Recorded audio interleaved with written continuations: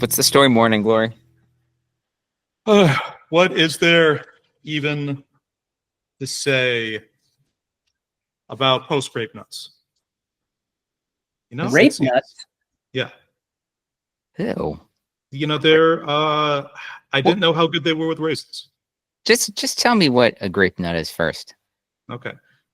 It's not quite a grape. Okay. It's not a nut. It's sort of like Duran Duran. That doesn't sound possible. Doesn't sound possible. No, it's a. Is it a nut from a grape? And it's a nutritious and filling breakfast, and it is it's powered my family farm, the working men through multiple generations at this point. Okay. And if there were real concerns about it just kind of completely kind of grinding your molars down, I think like my mother would have kind of honed in on it at this point. So yeah, it's something that you can it's a way to start your day. How about that? That's a way to start your podcast. Question. We lost our 2 listeners. Yeah. Let's not start with this, okay? Question. I do have a question though. Let's absolutely start with this No. because just it gives us nowhere to go but up. Yeah. I mean, I suppose that's true. Right. That's the worst argument much for like anything. a delicious bowl of 2% milk and post grape nuts with raisins. This is just a great way to kind of kick Start at the bottom. Just always start at the bottom. Always clean the toilet. You'll eventually be CEO. That's not how life works.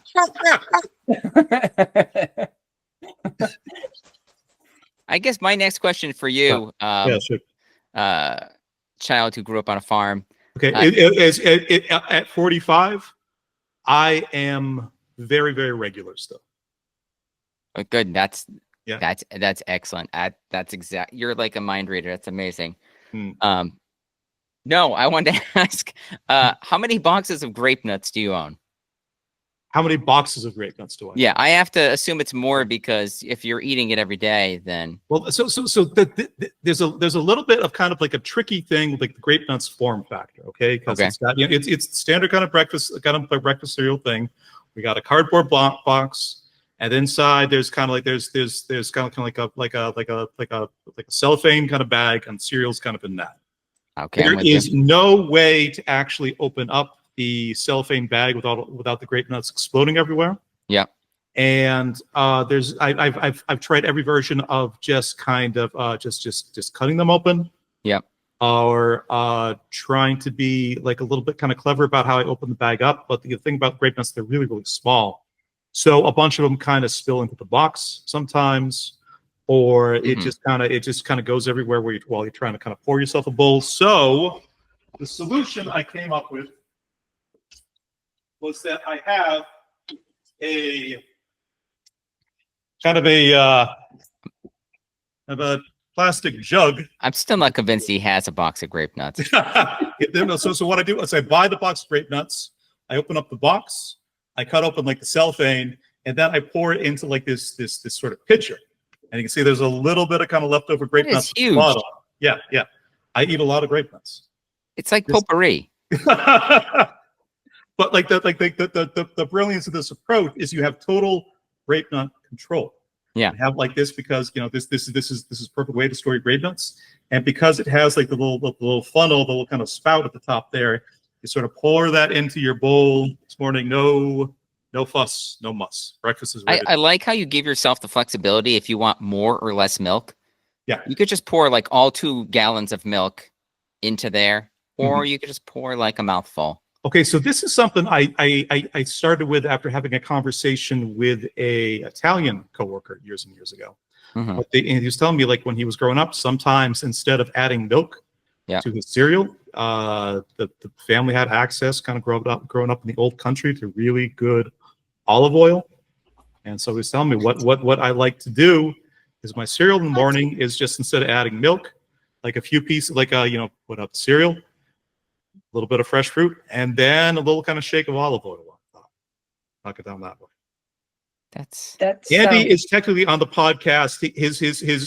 His whole his whole time has just been like that exact face that he's making right now. Just Grape nuts are an objectively horrible cereal. disagree. They do not need to be stored in any specific fashion because they literally never go stale because they're already stale. They taste like crunched up dog kibble. Right. And I know this for a fact because I've actually tasted dog kibble before. Okay. Yeah. And here's the thing: a lot of energetic dogs out there. There are very high in protein. Going to get your carbs. Yeah. They are. And putting olive oil on breakfast cereal is vile. It's surprisingly delicious. We should look on. I'm curious now. Okay. I'm curious how healthy this is Italian the fundamental really are. difference, I think, between like the two of you. When something horrifying is presented, Andy sanely, reasonably backs further and further away from it, but Eric, it's just like a moth to a flame. It's like you know, I always feel like I'm missing out on something, especially something as surprising as this. Yes, grape nuts and olive oil FOMO. I'm not gonna try it out, but I'm curious how many other cereals there are out there that would be successful with a little olive oil on them. So what are you thinking, like off the top of your head? Like if you're going to do this experiment, what's the first way? What's the first thing? Are you going to do like adult cereal? Are you going to go for like little muesli, kind of like some like brand cereal first, or are you just going to go like straight adult to like cereal? the kids? I don't think I've ever eaten adult cereal before. Raisin Bran is as far as I've ever ventured. Okay. That sounds horrible. Why would you want adult cereal? Yeah, I know. Again, maybe I would say something that has like a pretty like a strong flavor to it. That maybe adding oil. I'm thinking like avocado, right? I like the Like a idea of healthy Raisin fat. Bran because that's kind of fundamentally a softer cereal. You got more Yeah. flakes. You got raisins because when you're doing the olive oil thing, you don't have the milk to kind of really soften anything up. So there's no milk involved in this.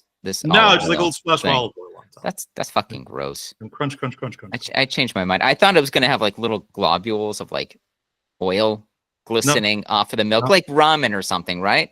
Yeah. You've got like the liquid, well, like the chili oil, or the chili oil, except you've got Right. olive oil. Fresh. Let's talk squeezed about from Ninja the- Turtles so Andy can rejoin the conversation. No, I'm just observing. This is great. This is not great. This is not great. We should not talk about this. This is the least amount of work I've had to do all day. So this is fantastic. Okay. You know, you could incorporate these kind of conversations into your work case scenarios. So you just walk up to people and you're like, so Italian people like olive oil and grape nuts. Thoughts? Yeah. He would then go they from totally the back two away. jobs he has so quickly down to zero. You're like, Yeah. I'm leaving. I quit. This is weird. I'm already doing a fine enough job running both of my jobs straight into the ground. So Right. I don't need any more help than that. Yeah. You don't need. It would be like those Looney Tunes where you got guys falling out of plane, like Daffy's falling out of plane. He's got like the backpack with the parachute in it, but he opens up the backpack. There's just like an anvil. Anvil. And Yep. he just plummets. That's basically that's been my life recently. So yeah, for sure. I mean, you come back from that, so there's a positive side to it. Like Well, in Looney thankfully, Tunes, nobody I've got dies in Looney Tunes. No. Yeah, and I've got this sign behind my back that I can hold up that says "meep" or I don't know, whatever. Kick me. I mean, Wile E. Coyote, right? You think he'd be discouraged from all those failures, yet he just keeps going. Mhm. I think, is Andy the Wile E. Coyote of the group? Right.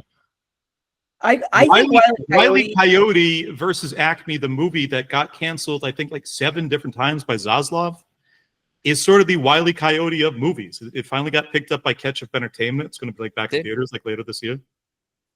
And it's I true. think Wile E. Coyote is the biggest optimist of the Looney Tunes bunch, which automatically disqualifies me. Oh.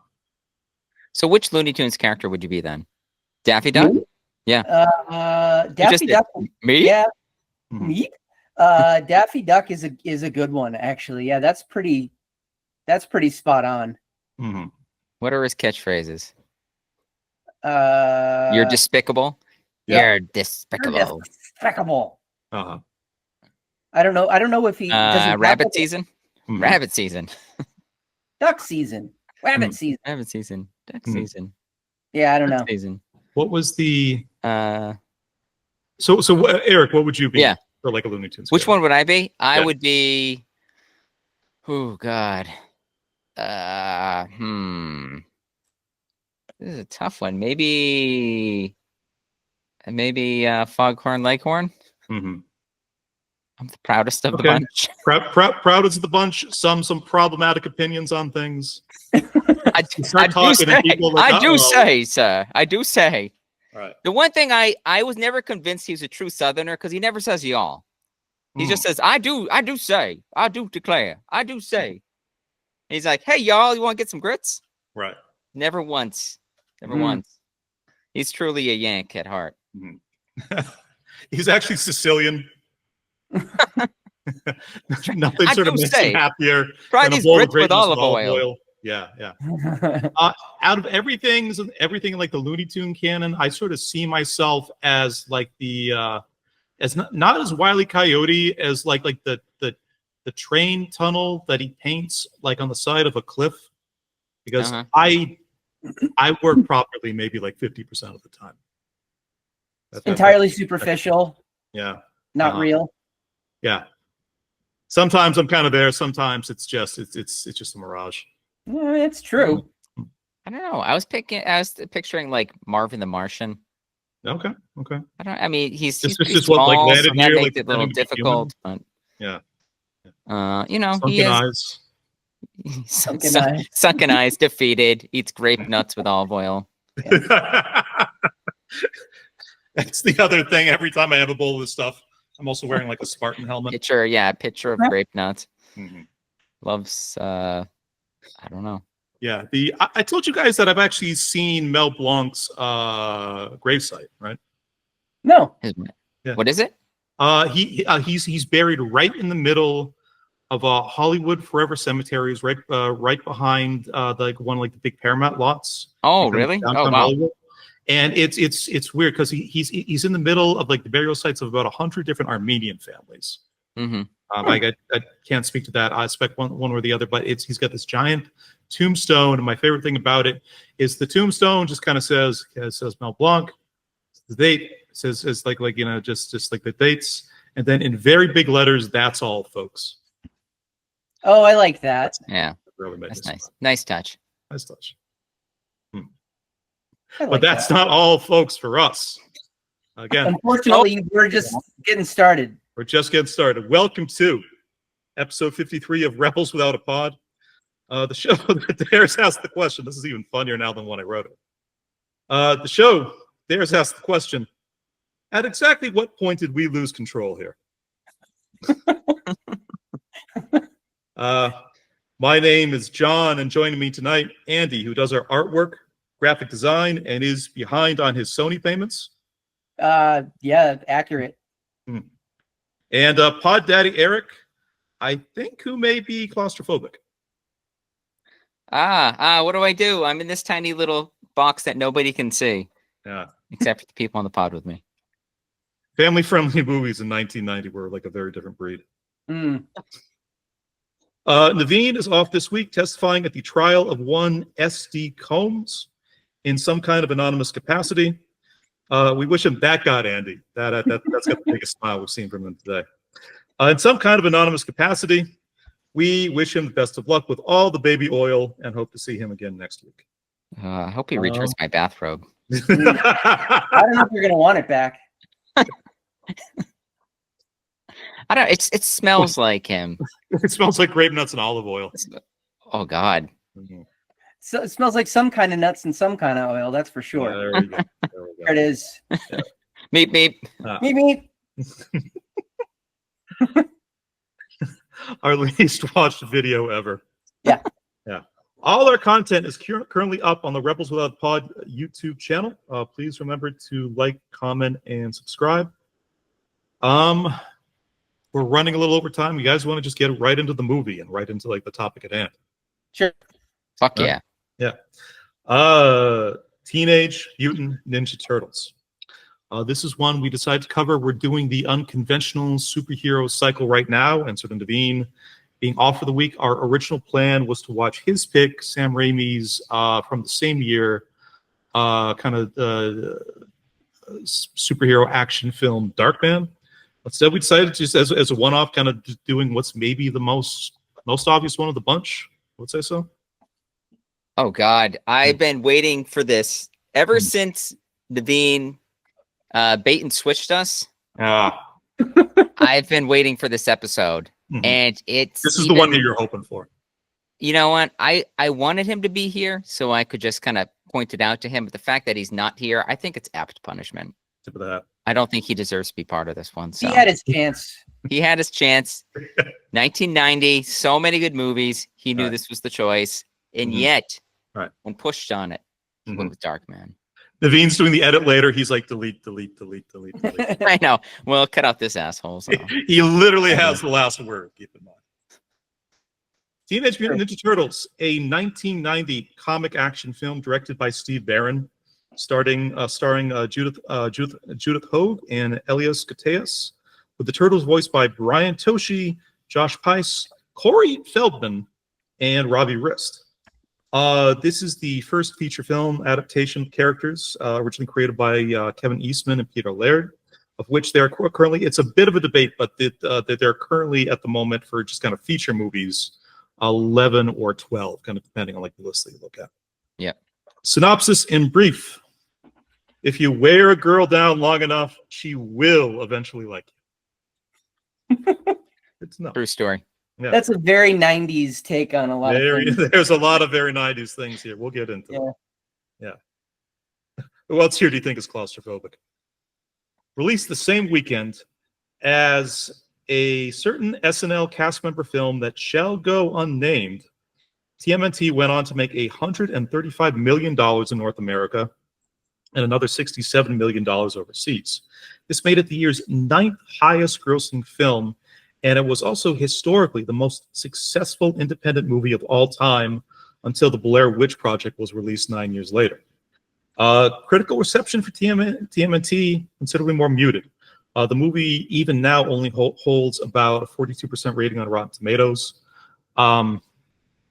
You guys know that I sort of like to give Roger Ebert kind of like his citations and his dues, and I do that because really, like, kind of no American writer wrote more passionately and kind of prolifically about just the joy of kind of human creativity and accomplishment. But I have said before, when we did our video game adaptation cycle, video game shit drove him up the fucking wall. So I'm not going to tell you what Ebert thought about the movie. I'm not going to give you like his actual star rating. I'm only going to read a single line that he uses to start off review of this film, and then we can maybe just sort of go on from there. This is Ebert's first line. Anyone unfortunate enough to have a Nintendo device in their household will be familiar with the Teenage Mutant Ninja Turtles, who star in one of the most insidiously addictive Nintendo games.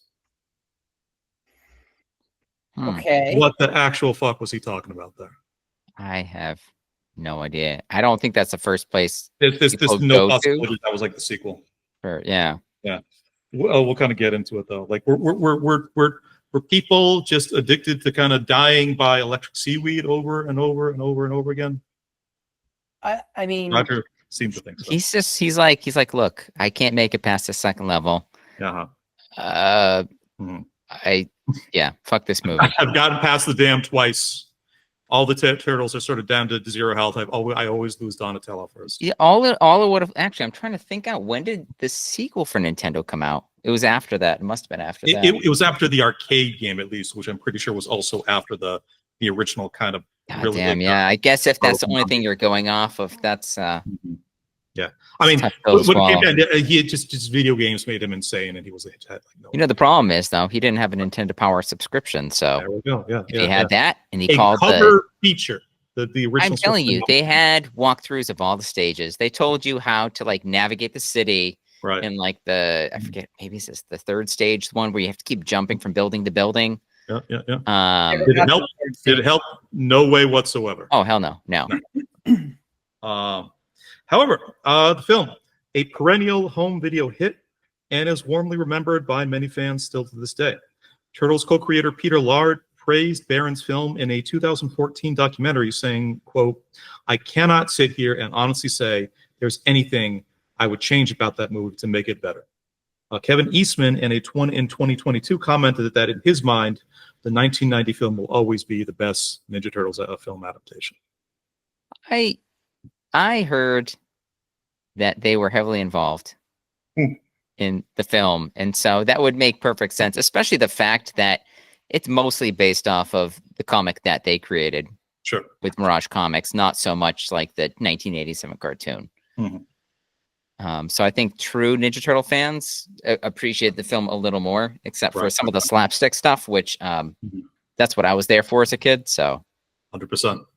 So kind of general impressions. We decided to kind of watch this last minute. What did you guys think? For me, I had not actually revisited this film since seeing it on a matinee opening weekend, which we ended up at because, Opportunity to Knox was kind of sold out. And, my brother and I were really kind of shame. Hellbent, the church lady. You missed out. That was so good. Could have double featured that, baby. I'll say this. About the shows in a bit, but what'd you guys think? I was the same. I didn't see it opening weekend, but I saw it the following weekend with family friends. And the thing I love the most about it is, in terms of like movie adaptations, as a kid, you're expecting certain things. Maybe you're a little too demanding and you've been a little spoiled. But coming back to it now as an adult, compared to what I saw back then versus now, I think this is a perfectly acceptable film. Only dealing with just the Shredder alone. Because there's so much lore, Ninja Turtle lore you have to cover. And I think this is the best place to start, especially knowing how big Turtles is. And I think they knew at that point they were going to have sequels. So they're like, let's just start with like it was an interesting. They could take the IP approach and be like, yeah, we can kind of keep certain things in our back pocket until until future sequels, which pivoted to let's just make completely sort of random one-off what the fuck kind of characters rather than that. But that's something we can kind of get into a bit, or we can get into when we cover Secret of the Ooze. I don't know. Tatsu is such a strong character. I'm sure he's going to stand time. Yeah. I had to look that up online, by the way. I'm like, where was Tatsu ever introduced into like the Ninja Turtle universe? And apparently it was this movie. And then he appeared in one other instance, maybe one or two, and it was like randomly in like one of the video games. I think it was the Genesis one. He's a G.I. Joe villain. Basically, they're like, okay, we need Casey Jones in this. We need somebody for Casey Jones to fight. And then you see that guy's actual sort of background on like Amazon X-Ray, and he founded like 5 different sort of just kind of schools in Japan of just kind of like just sort of just kind of old school sort of like sword fighting technique. I mean, imagine reading that script though, when you're like, okay, so in this scene, I get really pissed because Shredder is not doing so well. It doesn't really affect me personally, but then I'm going to go to a locker room and rage and then just like beat the shit out of like 16-year-olds until they're like barely alive or conscious. Dude, that sounds challenge accepted. Count me in. Yeah. Andy, how was revisiting this for you? So I definitely saw it originally when it first came out, and I have seen it maybe 3 or 4 times since then. I love this movie. I will always love this movie. It is, in my opinion, definitely not the best Ninja Turtles movie. Okay. But it will always have a very soft spot. I will always have a very soft spot in my heart for it, just because, when I watched it, it was early on in my, I was 10 years old. I'd been a huge fan of Ninja Turtles for probably 4 years anyway at that point. So it's still a lot of fun to watch. There's some really goofy shit that happens. There's some real jank to the movie if you really pay attention to it. Which of course at 10 years old I didn't see. All I saw was Ninja Turtles up on the screen and I was in my glory. But rubber swords and seeing actors through the mouths of the turtles, you know, masks and shit like that. Stuff that I look at now and I think to myself, how did that get through? Like, how nobody noticed that? How did nobody the notice? magic of cinema? Yes. Honestly, as a kid, I think you overlook all the flaws. Yeah. I mean, it was for me, even watching it now.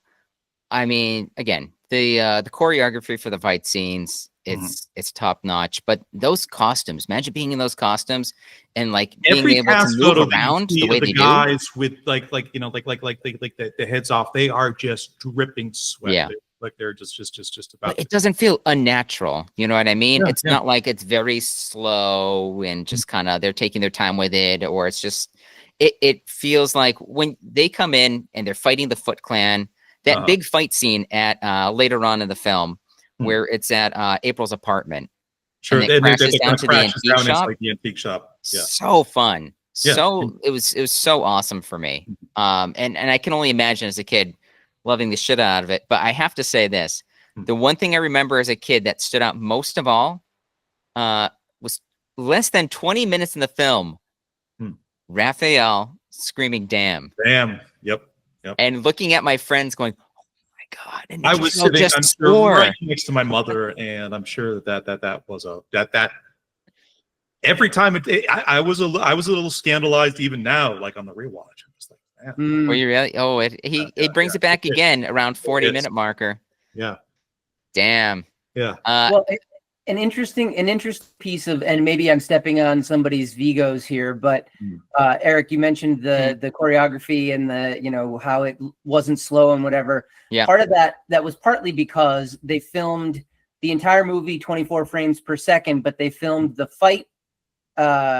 fight scenes 23 frames per second. Oh, okay. So it actually, and then it was able to be sped up, so it looked like it was normal speed. Yeah. But everybody's moving like a tiny bit faster than they actually were. Yes. And that was to help kind of alleviate the added slowness, if you will, of being in those big foam rubber costumes. Right.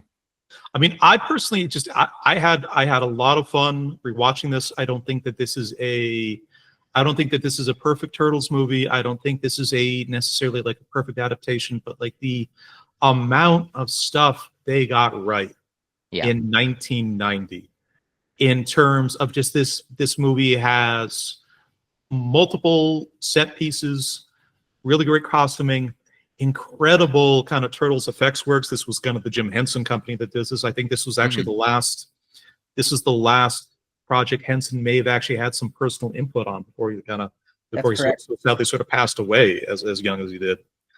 The thing that kept coming back to me over and over again is thinking about, for people our age, it's such a cliche these days to kind of look back at, like, you know, the 80s were great for so many different things, but something that was fucked up over and over and over again is when they tried to do live action adaptations of just Saturday morning cartoons of our childhood, just as our childhood did. That shit. You know, the Captain, like the 80s Captain America, or very famously like He-Man and the Masters of the Universe, that they mostly just filmed in Burbank at night, or the Super Mario Brothers movie that just kind of came like a couple years after that. Like these things were always fucked, and always fucked in like the strangest and most bizarre ways possible. Even like the second two Superman movies that Canon Film produced are just completely inexplicable and unwatchable. The fact they made this movie, and it kind of did a little bit, that the filmmakers knew kind of the whole range of things that people like about the Ninja Turtles, and they were able to get all of that in that movie. That full vista of everything that you kind of find fun and engaging about these characters, the serious stuff and the real fun stuff at the same time. You know, the fight choreography is pretty like intense for like its time and kind of what they did, but it's interrupted in the antique store right in the middle of Michelangelo and one of the Foots having like a nunchuck off. And I remember seeing that was like a great one, just grinning ear to ear, to a point that should have just like split my head open when I first saw it. Is it the symbols? Remember the symbols? Hmm. Where they I forget who has them. They go behind is it Leonardo goes behind Raph or something like that, and then like clashes them together, and then Oh he's just yeah. Ah! Like the combo moves that they and do. then down when they were fighting in the antique shop, then he just starts Michelangelo has him just smacking people in the head with him. Right. I was gonna say this. I had a theory about this film too. I mean, a lot of these kind of movies, it's tough to get it right, but I feel like the thing that is the most pervading throughout the film is that kind of like dark, gritty, like serious tone to it, almost adult kind of feel to it, which I think really kind of originates from like the comic books, because the Mirage comics were pretty serious. There was actually the whole backstory, for example, with Hamato Yoshi, Splinter's a master. Again, that's pulled directly from the comic, although there was an extra level to it in the comic that I wish they had kept here. And what it was is essentially it's almost the same, but the Shredder, instead of being like Hamato Yoshi, Master Splinter's owner, I guess, it all happens where he's in Japan. He's part of the Foot Clan. He's clashing with like another member of the Foot Clan, Rokusaki, I think his name is, and they're fighting over that girl Tang Cheng, which just happens to be the origin of the movie. Is there any explanation why these why these two Japanese sort of master martial artists are fighting over a Chinese woman? I don't know. I wrote that down. She's saucy. She's a little different. Okay. They don't know what she's saying half the time, so they're just like, she's totally into me. But here's the thing, right? Rokusaki. I just wrote down Tang Shen, parentheses. Shen. That name's not Japanese. So what it is in the comic, Rokusaki's like, look, I know she's into Hamato Yoshi, but I want her to be mine. She's like, no, please don't. He beats the shit out of her. And then Hamato Yoshi walks in on it. He beats Rokusaki to death because he touched his girl. And then he flees out of shame to New York City with her, and they get married. He moves on. He brings his rat with him. He starts his own karate school. Shredder's brother rises up in the Foot Clan, and then he is chosen to be like the new head of the Foot Clan in New York City. So he brings that along with his like thirst for revenge. Right. And then he pretty much finds Hamato Yoshi, murders him. Shredder, basically, right? He murders him, murders like Tang Shen. And then the whole thing with like him and Splinter having a clash, I loved that in the movie. It doesn't happen in the comic, but I thought that was cool that he scratches him. That little sort of side detail of like him being just as a normal size rat. He's the one that kind of that scarred Shredder's face. Yeah, I just love it though, how in the comic how deep like the roots go. Sure. Like where it all starts about two guys, just into the same girl, and one doesn't get her, and the other, murders him, and it starts the whole it starts everything where it just keeps going on and on and on. And this is the whole thing that I told you about before when we talked about Uncanny with the Last Ronin, where eventually it gets to the point where there's only a single turtle. That same story of Foot Clan versus the Turtles and their family, and it just people keep getting killed off to the point where there's only like a couple people left. And who actually, who succeeds in the end. Favorite jokes out of the movie? Because I legitimately laughed at quite a few things. Do it. All right, we'll each do one. Yeah. We'll just keep going. We'll keep going until we run out. Yeah.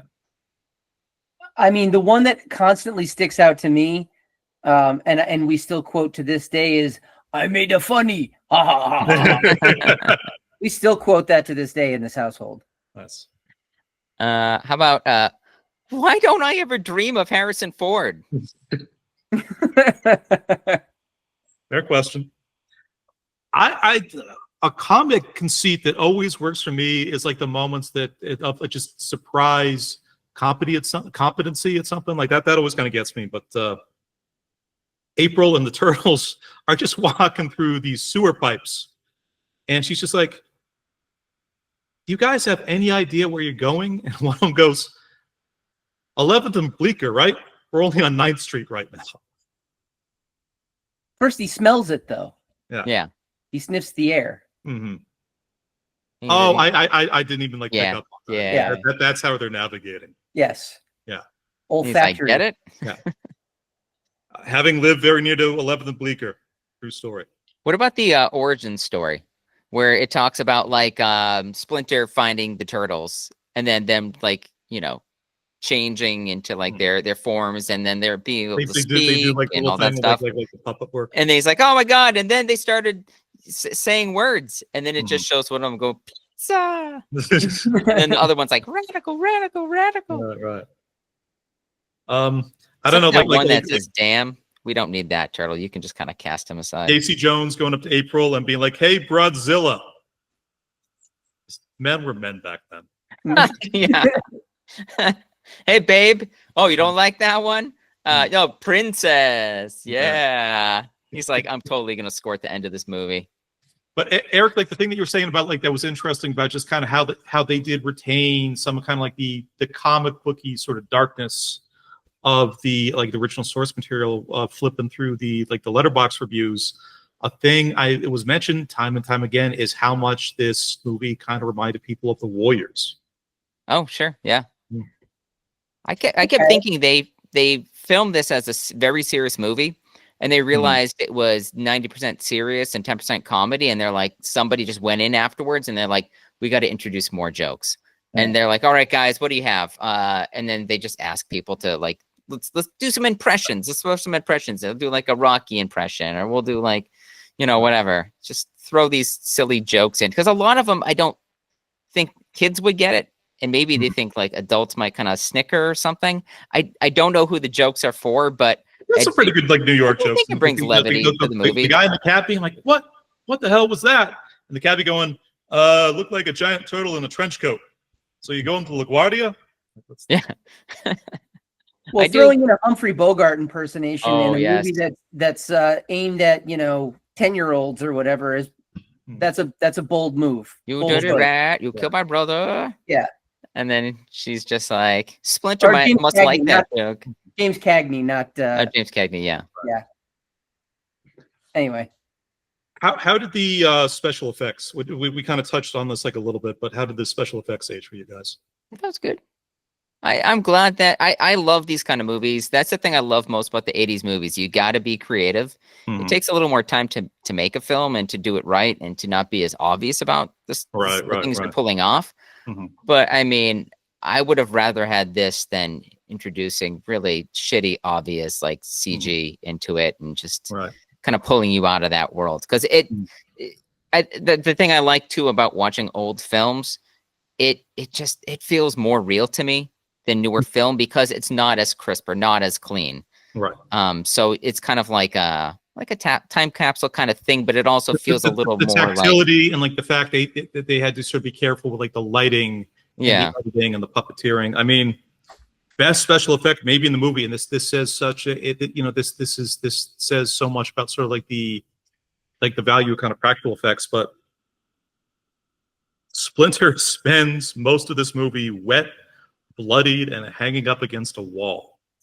Yep. And it's that there is no level of CGI. There is no level of kind of modern stuff that could kind of get you as close as just as a wet, abused puppet. Speaking with Elmo's voice, that was like devastating, because every time you see him, you're like, how is he still alive? How is he still exactly? He's just on the verge of death. Something I love that they put in here as well, and I forgot they did this, is when they Raph gets jumped on like the rooftop of April's apartment. He gets the shit beat him out of him. So there's just so much swelling in his brain that he's just knocked unconscious until they take him away to like, I think they went to Northampton. Is that where it is? I understand. Florence is kind of what's sort of implied there. Like Northampton doesn't have that much open space still. Yeah. Sure. Got it. Okay. So I looked it up online. I'm like, where'd they go? And somebody said if it's not Northampton, it's based on Northampton. I'm like, I'll go with that. Yeah. It wasn't actually in Northampton, but it was based on Northampton. It was in North Carolina. Oh, yeah. Okay. That's why I saw that's where they filmed most of it. But think about that. Leghorn had a farm right down the street. That you have a movie, right? It's so ingrained in New York. It's kind of like if Spider-Man, right? He went and he fought Green Goblin. He's just got the shit beat him out of him. Instead, Spider-Man's like, I'm going to fight back because this is my city. And the Turtles are like, look, let's just get out of here because there's no chance in hell we're going to win. And we'll kind of train on our own. We'll recoup. We'll heal. Raph got, who knows what's wrong with him. So hopefully he'll be fine. That's the thing. You just kind of head upstate for like a little bit. You can take a little time. I feel like it was a Johnny decision. Oh, okay. I don't know which of the Turtles has that thinking, but I would say Donatello, but he doesn't seem like the creative, inventive type. So this is jumping like a little bit on critique. Obviously, Donnie is my personal favorite. They kind of iron out what makes him kind of really unique in this one. He's mostly there as a secondary to Michelangelo. Yeah. Yeah. I mean, he's being voiced by Corey Feldman, so what do you expect? Hey, Mikey, give me a little kiss. There's a great there's a great Robot Chicken episode where it's like they're training a new ninja and he's fighting like the Ninja Turtles, and then Splinter goes, for your first challenge, you must figure out which of the Turtles is actually Corey Feldman, and then the Turtles are going, awesome, tubular, radical, and then the fourth one goes, Reaganomics.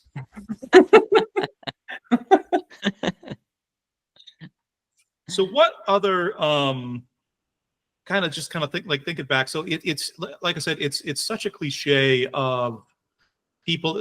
What we came up with was that these kind of Saturday morning cartoons or these comics we grew up on would just kind of get these live action adaptations and they would be sort of completely bastardized. Any other good ones that you two can think of? Any from around this time that they no. I looked at, and here's the challenge, right? We're talking about movies that started as cartoons that then got movie adaptations as opposed to the reverse. Mm-hmm. So that makes it a lot more difficult to task. And I have a list of like 10 movies here. I don't think any of them are really that good. Right. So what's your list? Let's cross check because I have a list as well. Transformers, Michael Bay. Yep. I watched the first one. It was okay. we went together opening night. It was not particularly good. No, after that they just made less and less sense. I didn't bother. Yeah. Mm-hmm. I mean, the whole draw was Marky Mark, so obviously, yeah. I had the fear in me. I had to go. Have you seen that Marky Mark movie? Fear? Oh no, they're like the Marky Mark Transformers. Yeah, he's in the first one. No, that's Shia LaBeouf. Oh, is that Shia? You're right. That is Shia LaBeouf. Damn it. He's in the, which one is he in? He's in the fourth one where they completely sort of reset. Is it? Oh, okay. They both have that kind of like scruffy kind of. Actually, no, he's usually pretty clean. I think most of the movies I see, I just kind of replace Marky Mark with like the lead actor. Just any of them. What about the movie, the Popeye movie with Robin Williams? Did you guys ever see that? Is that a classic to you? I mean, I don't know if it's a classic, but I recall I haven't seen it. It's well liked. That was Robert Altman directing. Wow. Yeah. Awful lot of olive oil in this episode. I remember that being pretty good. What happens when like Bluto chases olive oil with an axe? That was kind of like scarring. What it isn't like the whole and like the movie they end up in like a hedge maze. I know. Man, this ship has got everything. Yeah. What about Howard the Duck? That was not a cartoon that got turned into. Somebody had to bring it up. Wait. Are we talking about? I thought it was Saturday cartoons that got.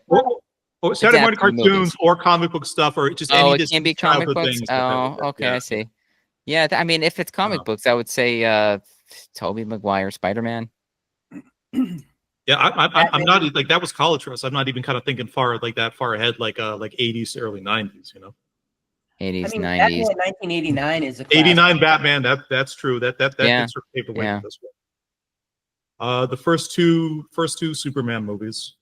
Yep. Like really hold up. Like really well. Dick Tracy.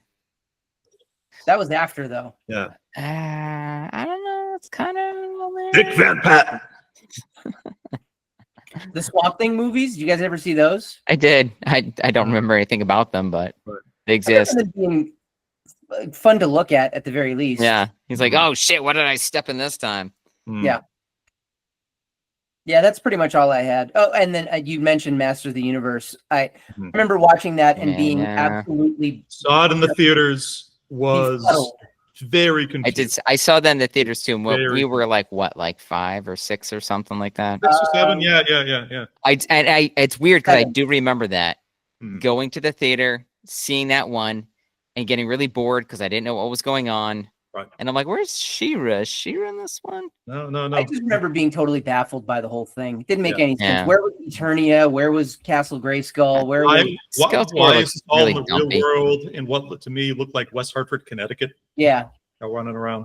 Yeah. That one was a big He-Man was like my top 3 toys as a kid were He-Man, G.I. Joe, and Ninja Turtles. And going to see, actually, you could say the same thing about the G.I. Joe movies as well, but I was so let down by that He-Man movie. It was such a confusing choice, the way that they chose to make that movie. Right. Apparently they're making another one now. Yeah, they are. 2026 is what they're looking at. Yeah. I mean, what are they going to do with Orko, though? They didn't have him in the original. They had that, like, I did see this online on Amazon. Really? They're selling a double figure set of Orko and that, like, whatever it is. Yeah. What is he? He's like a dwarf, or he's a whatever. I don't want to get into it. It's unlike the Street Fighter movie. I tried revisiting the He-Man live action movie. Have you? I've never gone back to watch it. Got 10 minutes into it. I'm like, this is not even. It was such a slog. Like on top. Was there like a what is it? It's like a piano that they can transport through time? It's basically this Orko stand-in Gwilf, because they couldn't figure out how to do the special effects, invented a time travel keytar. Okay. This is largely me going off memories I have, like back in 1987. Yeah, that makes sense. Time traveling keytar, though. I don't know why, but like I heard in that movie, he's just like always eating grape nuts. He just eats them dry because he hates taking on that movie. It's like, fuck, what did I do with my life? Right. You going up against Skeletor, you got to be regular. Definitely. So here's a question.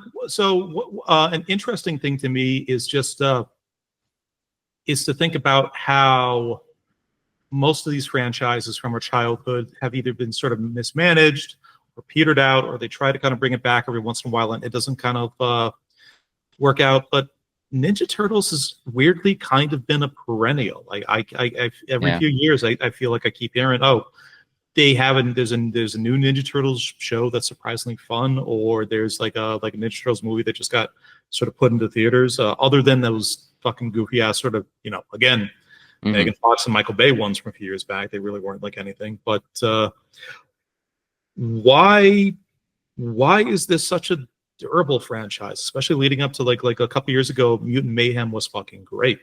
What is about this? What is about this that lets it kind of avoid that curse? It's weird. It's like that nostalgia. I think it just Turtle Mania, when it hit so strong, and it's like everywhere you looked, they had like the toys, they had the cartoon, they had comic books. I used to get I actually have a collection upstairs of all the Archie comics from back in the day, or like the first 50 or whatever. I used to love those, and I get those at the store. The video games.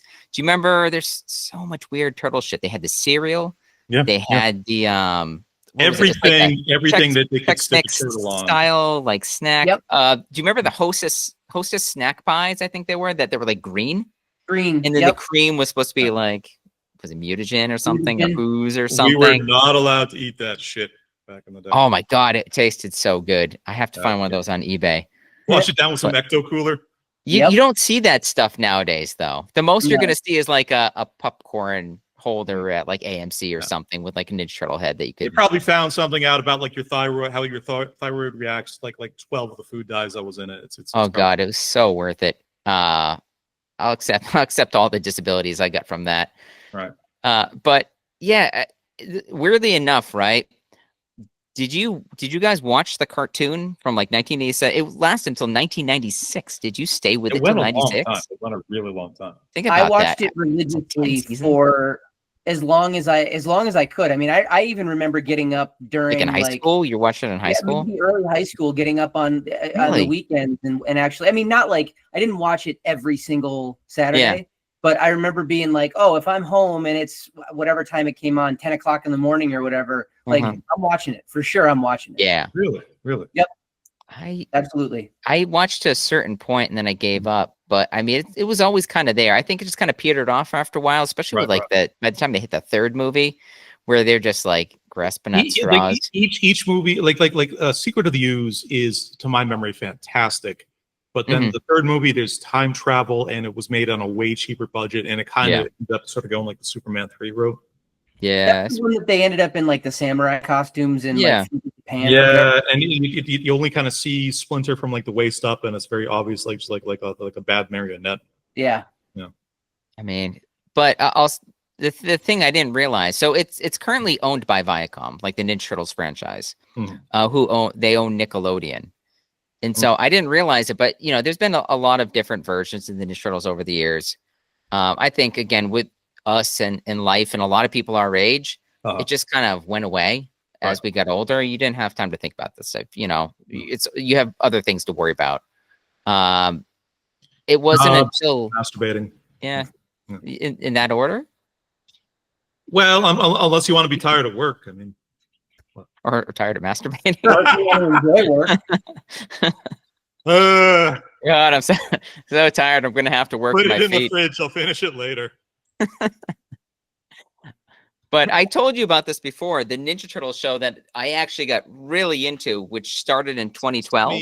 And the text was basically, there's a Ninja Turtles, the new show. There's an episode. Michelangelo adopts an ice cream kitty. Yes. And it's the greatest thing you've ever seen. Yes. Exactly how it sounds, Andy. Just kitty made out of ice cream. I watched. Okay. Let me make this is my Mars Attacks essay / presentation. So imagine Ninja Turtles. Yeah. They're like, okay, we want to pull in not just like, make new fans, new audience, but pull in the parents as well. It's kind of for everybody. Okay. They have the voice. Ninja Turtles are voiced by, I don't know why this was a choice, but Jason Biggs. From American Pie. He does the voice of Leo. Sean Astin, is the voice of Raph. Rob Paulson, who's the original voice of Raphael in the 1987 cartoon, does the voice of Donnie. And then Greg Sipes, who's the voice of Beast Boy on Teen Titans Go. Oh, very accomplished. Very, very prolific voice actor. Yeah. As soon as I heard it, I was like, fucking Beast Boy, I'm in. I'm totally in. So it has them. It also has, it brings in like the Mutanimals. It brings in a bunch of those classic like characters from the old 1987 cartoon. And the great thing is the people that are writing this are clearly huge fans. They know what the original was missing. The original one was kind of like slapsticky, kind of corny. I've tried. Also, the original was just kind of like, you got 4 turtles, you got Splinter and April, you got Shredder, Rocksteady, Bebop, Krang, and that was pretty much every episode. With some version of them just kind of bumping off. But I mean, listen to this, right? They bring it. They create their own team of Mutanimals.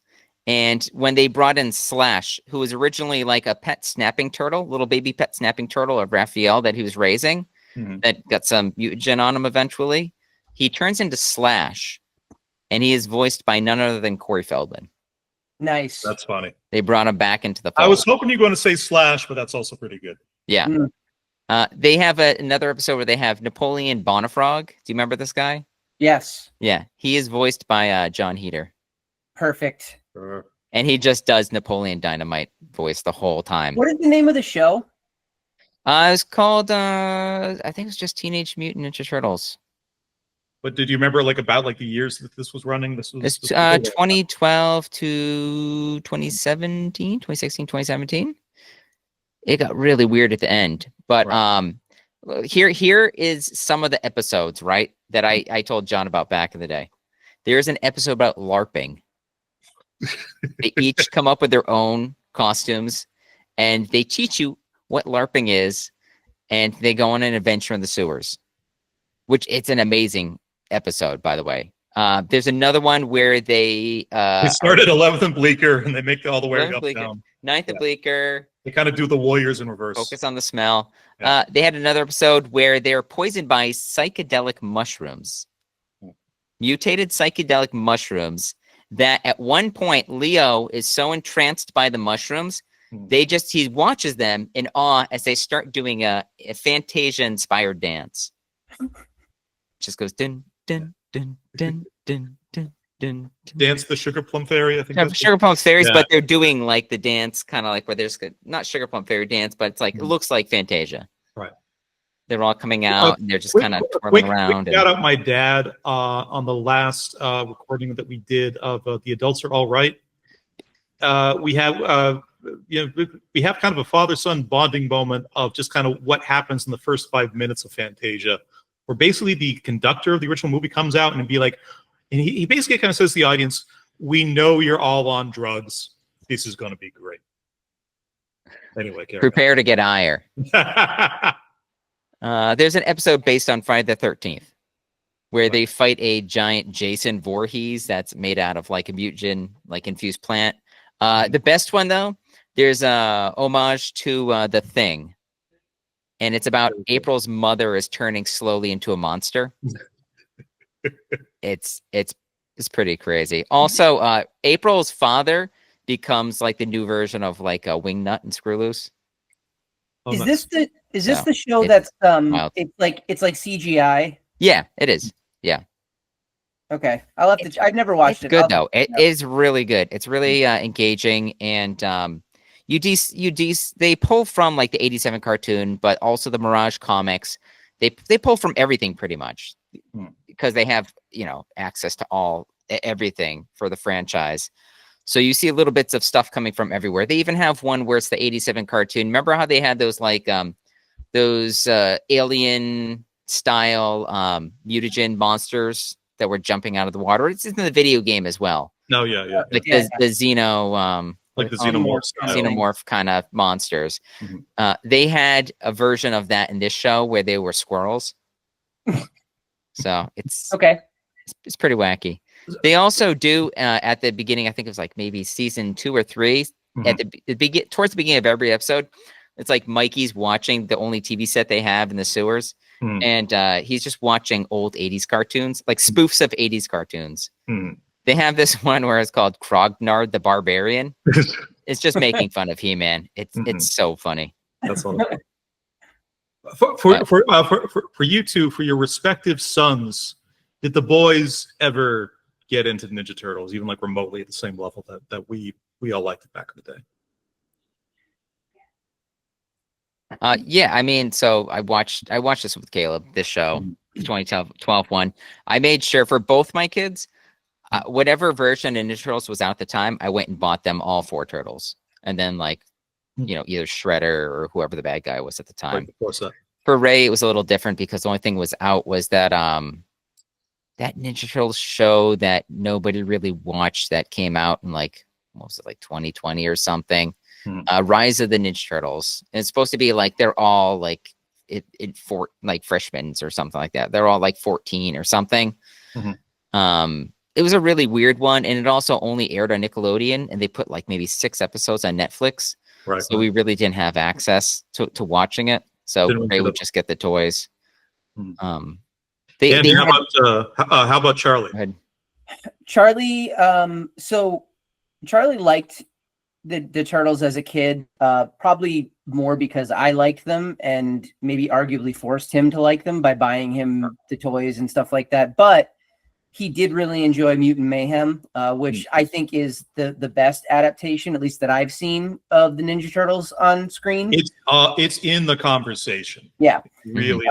I think it's excellent. I think it's really, really good. It's funny. It's awesome to look at. The voice acting is fantastic. Incredible soundtrack. Just that is a movie. I've said this before, but it has a scene where the Turtles are doing a old boy style hallway fight set to No Diggity in the pursuit of a crime boss named Normal Nate.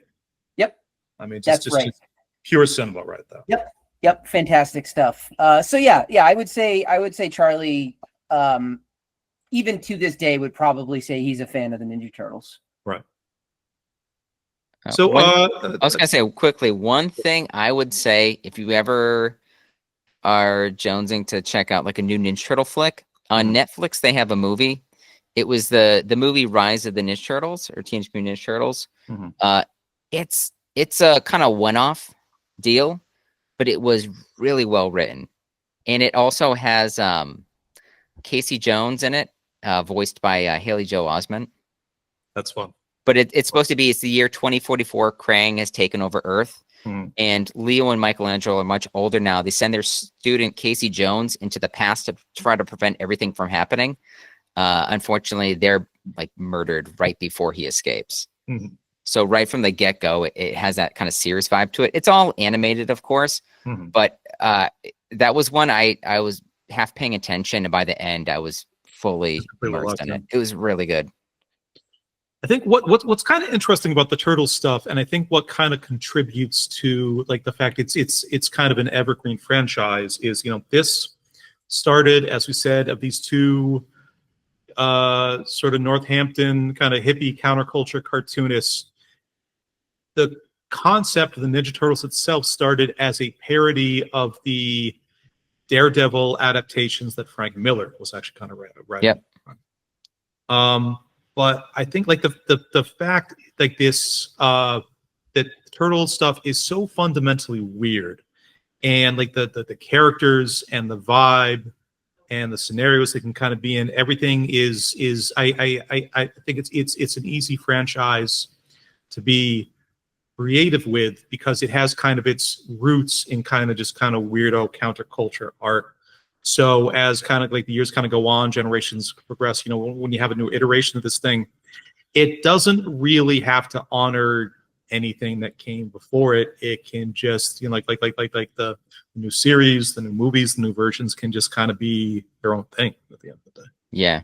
Do you notice that though? I feel like after I heard that this was like a parody of Daredevil, and I wrote down a bunch of the reasons why, how close it is to Daredevil, meaning like, for example, they have the hand, which is the Ninja Clan in Daredevil, and it's the foot in Ninja Turtles, which is great.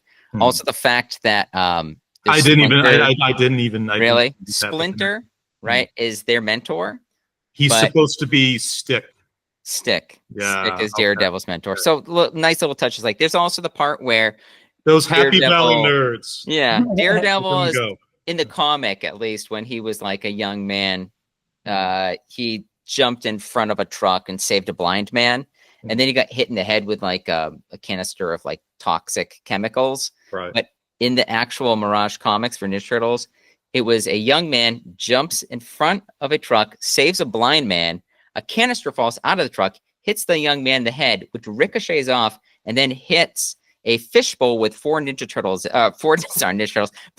in it, baby turtles, that they all get dropped into a sewer. Wait, so look how close it is. I didn't even make those connections. It is right there. Yeah. That's cool. I didn't know that. Yeah. But the thing I noticed, right, it's such a Marvel thing where nobody dies. There's consequences, but yet there's not. Yeah. And like Shredder, because when they have Shredder dies at the end of the literally first Ninja Turtles comic. And the first, he dies in the first Ninja Turtles comic. I listened to another podcast today about it. Guess how they bring him back in the comic books later on? He was a fan favorite, so they had to bring him back. Right. There's a guy. I have this book with me, right? It's the full collection of Teenage Mutant Ninja Turtles and Batman. Okay. Whoa. The artwork in this is insane. The writing is extremely good. Kevin Eastman worked on this, as well as one of my favorite writers, James Tinian, and Freddie Williams. He worked on a lot of the new Ninja Turtle IDW comics. But can you share the name of that in the chat afterwards? I'd like to look at that.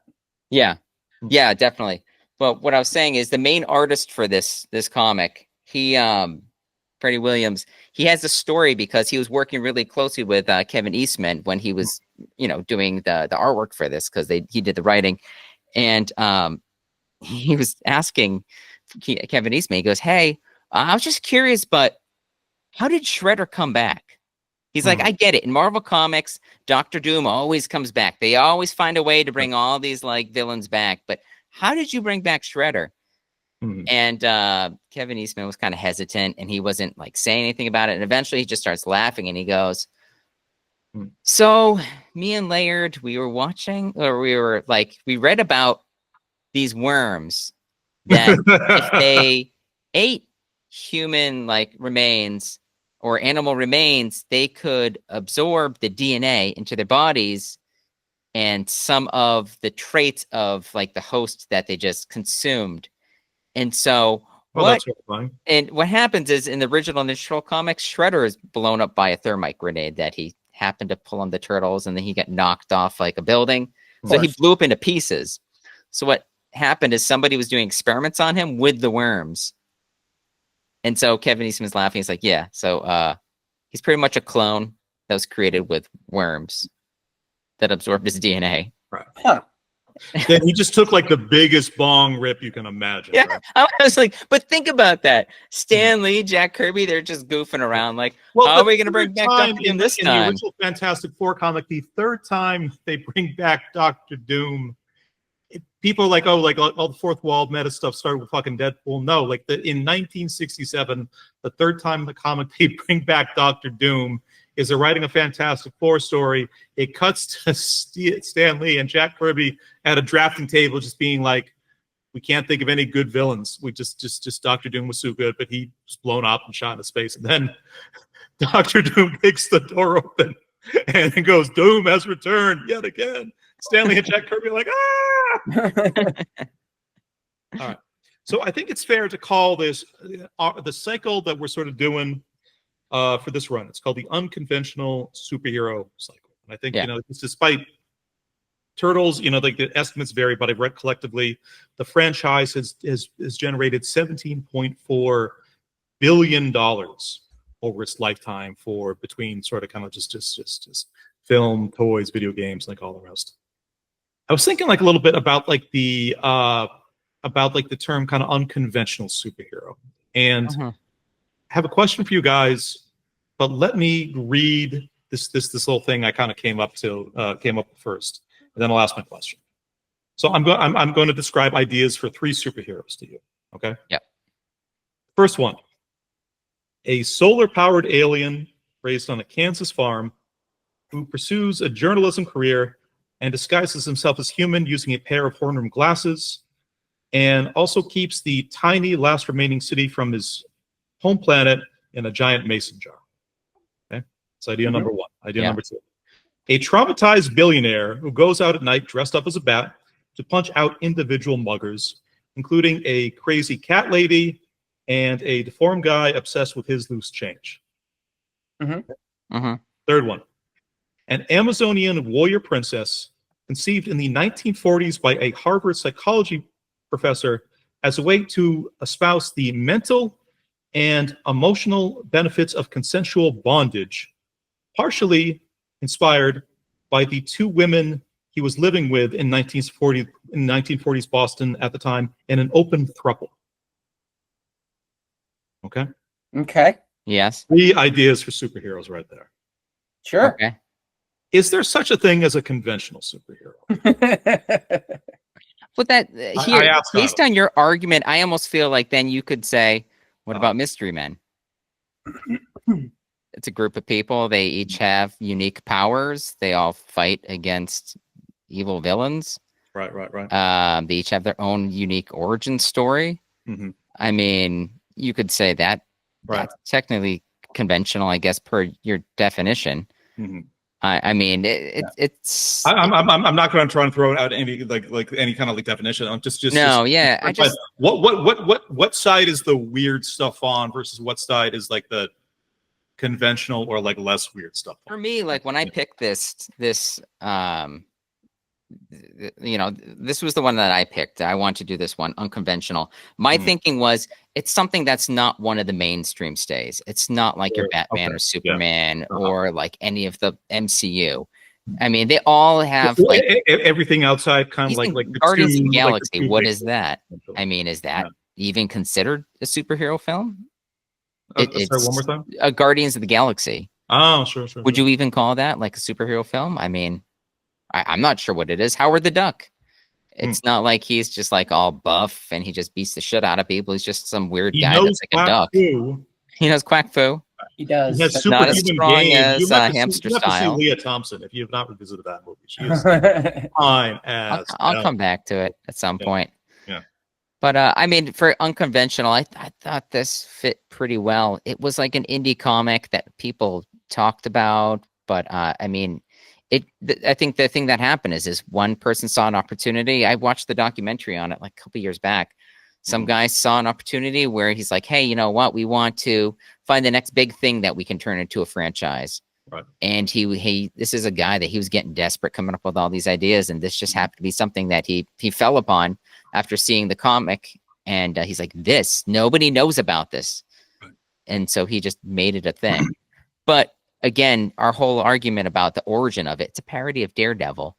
It does have all the characteristics. It does have that counterculture, like a Marvel, the counterculture things you could kind of say to begin with. But yeah. So I mean, I guess there's two sides to it. The thing I also love is the Shredder has the same like naming convention that Stan Lee used for like every one of his villains, just about. Oh, sure. Just name somebody after like their characteristic or a trait about them. Like this guy, he punishes people, so I'll call him the Punisher. This guy looks like a figure out like the thing green. He does most, and the Shocker.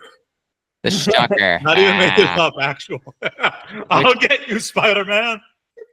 God, this is a vision. Who do you want to get captured by, the Shocker or the Punisher? Yeah. Choose your poison. Guess how you're going to get punished, though. What do you think, Andy? I mean, I think it. What I wrote was, I think it depends on how you define unconventional. I mean, it's certainly not what I would consider to be the standard Marvel and DC fare that we've kind of come to know as like a quote unquote conventional superhero movie. Right. So by that definition, yes, it is. But if you compare it to hundreds of beavers, sure, or hundreds of beavers, it's very conventional. If you're talking about, you know, what makes it, whether it's a superhero movie and does it fit that mold. So I don't know. I would say that it's close enough that it counts as an unconventional superhero movie, even though ultimately the Turtles' powers is no different than it's a brand universally recognized by the human race, which is like I was gonna say, you could say make the argument too, every superhero movie or superhero adjacent film is somewhat conventional in order for you to call it a superhero film. Right. The thing that makes it the unconventional is it's just something that somebody did different that you didn't expect. It's the theme. It's, you know, every superhero movie, every superhero story or every hero story goes back to the fucking, you know, just like Epic of Gilgamesh. You know, it's like this is always, this kind of thing has always sort of been in our storytelling. Yeah. Let me ask you this though. Sure. Did Superman ever LARP with the rest of the Justice League? Those Silver Age Superman comics my dad would bring home constantly were bizarre as fuck. Like, you've I'm sure seen like the collection of just like the you know, so many. Yeah, my dad was insane. He shared a bunch with me. It'd be like, oh, in this one, why is Superman a fire hydrant? You gotta open it up. You gotta buy the issue to find out. Like, he's a fire hydrant? They would come up with like the weirdest imaginable stuff as kind of like as kind of the splash cover page. You would see something just completely inexplicable that Superman was doing. Like you know, he was like he would be marrying Lana Lang instead of Lois, or he'd be like, you know, trying to assassinate JFK or like whatever the fuck. I think it was all about like the artists and the writers were really horny. So it's like, there's so much horny stuff. How can So Superman get deep in it? Yeah. Let's make him a fire hydrant. It's like he's like, twist my knob, twist my. There's a fire. Put out the fire. Twist my knob.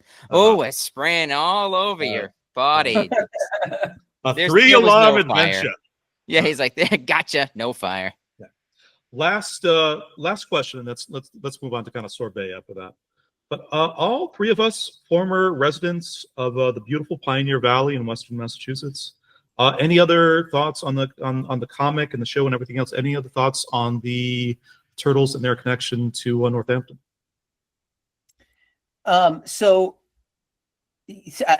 Okay.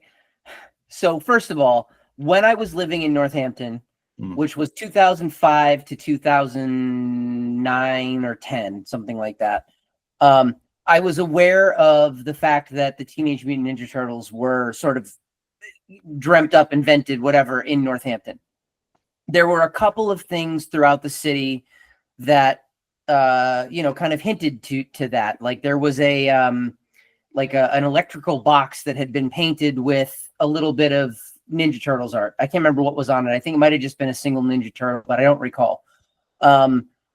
So once in a while you would stumble across this stuff, but I don't feel like it was, particularly overt. Now, being a lifelong Turtles fan and a nerd, I wished that NoHo had leaned into it more than it had or than it did.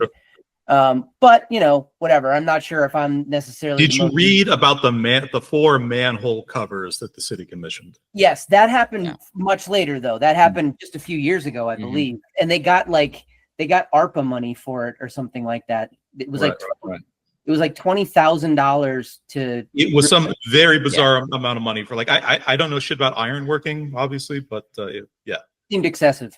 So anyway, I don't know that I am or was the most representative sample of the average Northampton resident, but I definitely wish that they had leaned into it more. Now, fast forward to not long before we started this pod this evening, I was talking to Hillary about, she asked what we were talking about tonight. Who's Hillary?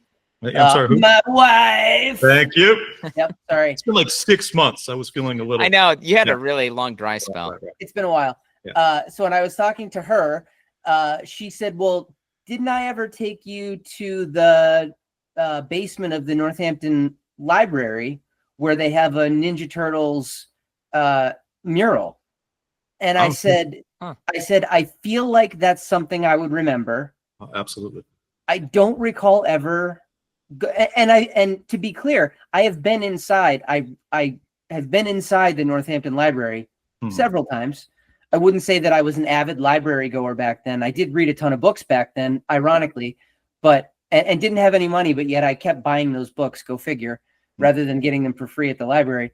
But I don't ever recall seeing that mural. So now I feel like I have to make a trip back just to go see that mural that supposedly I saw, but I have no recollection of. You don't remember the fact that you actually, brought Hillary there so you could propose to her in front of that mural?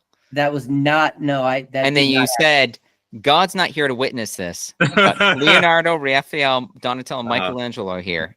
Yep. That is enough. And then now I do said yes, and then Andy went, cowabunga, dude. Cowabunga. And she's like, maybe. I went, Bossa Nova. Yeah. Raph shows up. And you're like, Chevy Nova? Yeah. Raph shows up. He's like, bitching. Like, didn't expect that. No. So anyway. She said yes, and Andy went, damn. Eric, how about for you? Any NoHo connections? I've got nothing. I have nothing. All I know is that April lives above an antique shop, and there's a lot of antique shops in NoHo. So shout out to antique shops. Right. I have kind of a big one, but I won't spend too much time on it because it'll make me kind of sad, like a little bit. But Kevin Eastman opened a art museum in downtown Northampton that ran from 1992 to the summer of 1999. And I think it's where like a giant NoHo art studio is now.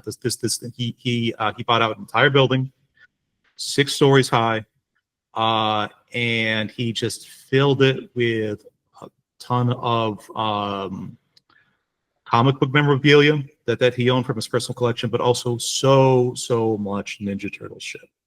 This was called the Words and Pictures Museum, was I believe it's called. And I had been hearing about it. I'd been told about it before.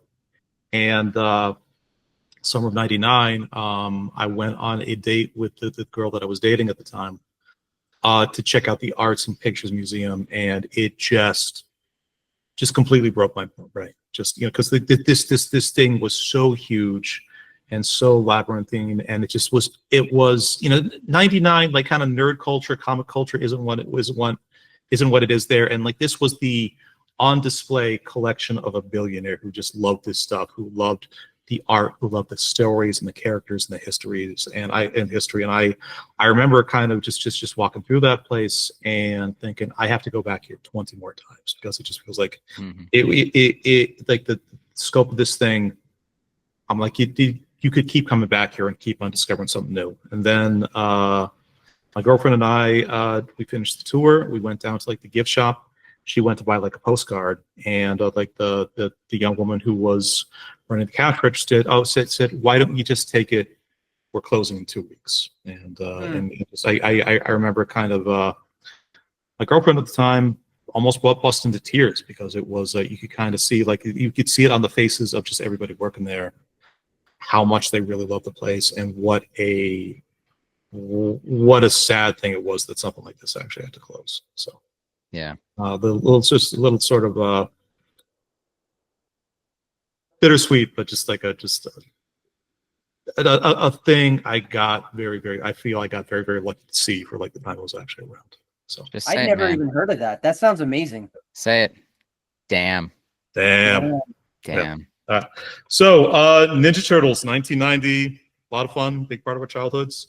Let's go on to the little sorbet. Eric, let's pick for us. This is going to be sorbet. A pizza themed sorbet. Andy, what are we calling this?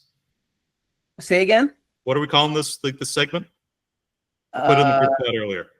Did we agree on that? I don't know. I'm gonna call it pizza time. Our new pizza themed segment, Rebels on Slice. Oh, that's right. There you go. There you go. I've got. See, Eric is smiling. It's a 7, but he's only going to give me a 3. It's a 7, but he's only going to give me a 3. That's not a 7. Rebels on Slice. That's not a 7. What do you got for us today, Papa?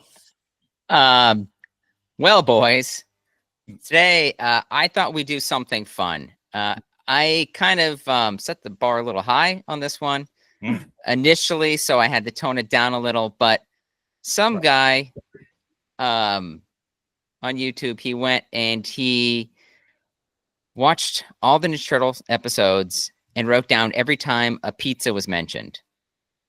What type of pizza, what were the toppings, and he ended up finding through the entire run, the 1987 cartoon, 67 different potential pizzas. How big is this channel? Do you think we could get the guy on the pod? I don't think we could, although I haven't seen anything else he's done besides this, where he found what the pizzas were, like the different toppings. He made the pizzas, and then he ate each of them, then posted a video. Oh no, so this guy's like long dead. Yeah, I don't think he exists anymore. He actually has a video where he got food poisoning from one of the pizzas. So if that makes you feel any better about it, if he had a healthy bowl of grape nuts every morning, I'm just saying, you know. But if he just talked about it instead of actually doing it, then he probably could have saved himself a lot of trouble, because some of these are disgusting. There is something called I don't know if this is official, but I've seen people do it online, where it's the Ninja Turtle Challenge, Pizza Challenge, where if you just watch the show regularly, there's about 25 pizzas, styles of pizzas that have been identified, that have been clearly called out. And what people do is they'll have a party, they'll have people over, and they'll make these 25 different types of pizza, and then everybody gets like to try each of them and figure out which are their favorites. Right. It's like a key party, but the key is to like the shitter. But wait, point of clarification. Yeah. you said there were the 25, but then originally you said there were 67 or something like that. There's 67 potential ones. To find those extra ones, you have to like read through the subtitles because they just get dropped so quickly. So it's not like I was watching some of the videos where they call it out, and Michelangelo will be like, "Hey guys, I'm really feeling like you know, I don't know, a pepperoni and sausage and snarflark pizza tonight." And they're like, "Oh, gross, Mikey." But there are episodes too where somebody will just mention randomly, like, you know, "Hey, somebody left a pizza over here. It's a blah blah blah pizza." So it's not one that I should say these 25 are 25 that they either had, like they ate, or they ordered. Okay. So this is sort of the core text. These are the core 25 out of the 67. It's not extended universe. You know, the other ones being really obscure. So the way we're going to play this is there's going to be 5 rounds. And each round, so I looked at the different pizza toppings. 32 toppings initially posted. And for for the 3 topping pizzas, you narrowed that list down from like 32 to 13. You're each going to guess. What's going to happen is you're each going to guess each round a 1 topping pizza, a 2 topping pizza, and a 3 topping pizza. You get about 2 minutes to decide. Right. And at the end of the 2 minutes, then we'll just kind of go over your choices. And for each one you get right, you'll get awarded points. I don't know what John would like to do for the points. I was thinking for a 1 topping pizza. Your original plan is certainly fine. I just want to before we start, I do want to shout out like the stats that worked out real quick. Go for it. Yeah. So with 32 toppings, and with those 32 toppings, with 4 1 topping pizzas on the docket, with 16 2 topping pizzas and 5 3 topping pizzas, but the 3 toppings only being composed out of the sub list of 13. I worked out the statistics for just kind of blind guessing a pizza. This is not applying any qualitative or just kind of think just thinking about kind of what would make the most sense in like in story. This is just kind of like the pure math side of it. Your odds of guessing one of the 4 1 topping pizzas, 1 out of 8, or about 12.5%. Your odds of guessing one of the 16 out of the 992 possible combinations of 2 topping pizzas is about 1.6%. And your odds, even with the narrowed down list of 13 toppings, of guessing one of like the 5 possible 3 topping pizzas, I worked down to a 0.3%. So you're saying there's a chance? I'm saying there's a chance. What I'm saying is the only way to win this game, you have to put yourself in the mindset of a Ninja Turtle. Right. So I'm crossing off goulash right off the top. But yeah, all the toppings that list here were used either to make a 1 topping pizza, a 2 topping pizza, or a 3 topping pizza. To make it a little, I guess, fairer, what I'll do is for the 3 topping pizzas, I'll give a hint each round to help you out. Okay. I feel like there's definitely a good variety here, especially for if I say something's maybe salty or spicy or sour. I think you definitely have a few choices here. So I think wisely. Okay. I want to say this too as a forewarning. Things that you might combine to make a pizza that you think is a little weird but still tasty is not really what the show is going for. Right. Everything is fairly gross. Got it. And then they're going for like the weird combination. They're going for like the I'll tell you afterwards. I'm only aware of 2 that were pretty good. And I mean, they all sound nasty, but I'll tell you the 2 that were good afterwards. Like the 2 that were ranked out. I watched a video about it where people did it. The 2 that they liked the best, I'll share that with you. Okay. Andy, you want to go first? So hold on. Well, you guys will do it at the same time. Did you already pick? No. I was talking. Okay. So you get 2 minutes. Okay. You guys can do whatever you want to help with the process. I'll say masturbate, then go to work. You gotta work out, buddy. However you fit it in your schedule. However I fit it in. Aish. The first 3-topping pizza. It's let's see. It's a little salty, a little sweet, and a little salty, a little sweet, a little. Oh shit. Okay, I'll go with a different one. You know, this is not working very well for me. Okay. Here's a good one to start out with. All right.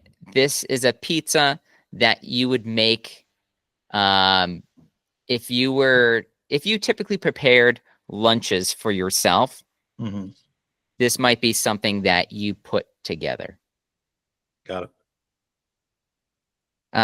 Especially as it pertains to sandwiches. Okay. So, so you guys are ready, let me know. Do we guess at the same time? And can we have overlapping answers? Or Yep, you can. If you want to be that stinky bastard and somebody gets one right the next round, you could just use their answer if you didn't get it right the first time, and you can get points for that. I'm not talking about that. I'm like talking if we both have the same answer on the same round. If we both have you both get points. It's we're not knocking stuff out. All right.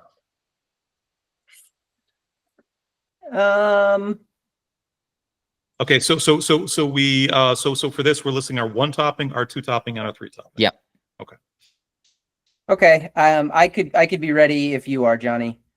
Give me 1 second to do the 2.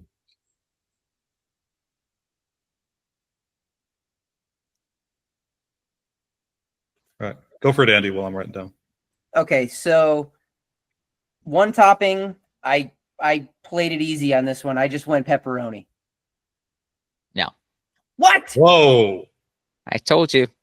God damn. Okay. Don't order what you would typically order. Well, I thought for sure that they at some point throughout that damn show would have ordered a pepperoni pizza.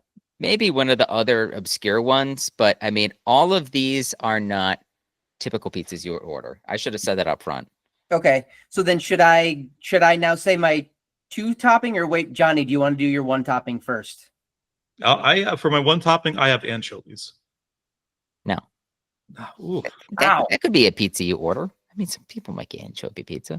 That was a perennial sort of like 80s gag that anchovies are disgusting. Sure, I guess. Yeah. I feel like round 1, right. I thought Johnny was going to get the 1-topping one off the bat. And then we would have had a good laugh, and Johnny didn't do that to me. This is picked sardines or anchovies, I mean. All right, well then my 2-topping. Yep. I don't know, just throwing shit at the wall. Marshmallow and asparagus. Son of a bitch, you got it, sir. No way. No. Yeah.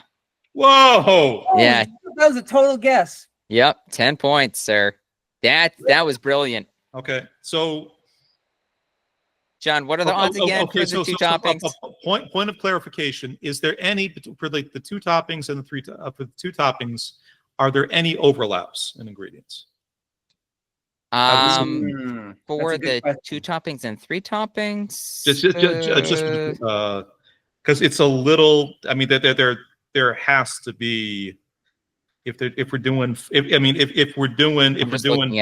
toppings, there has to be overlaps in the 3s. There's no overlaps in the 2s. Correct. There must be overlaps in the 3s though. For yeah. So some of them use yeah. So I thought you meant do any of the 3-topping pizzas have one of the 2-topping pizzas as part of the ingredients in it, which is not the case.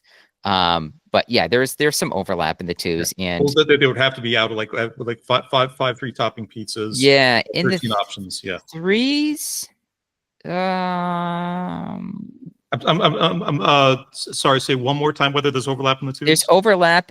Yeah, in the there's definitely overlap for some of the ingredients in the 2s. Okay.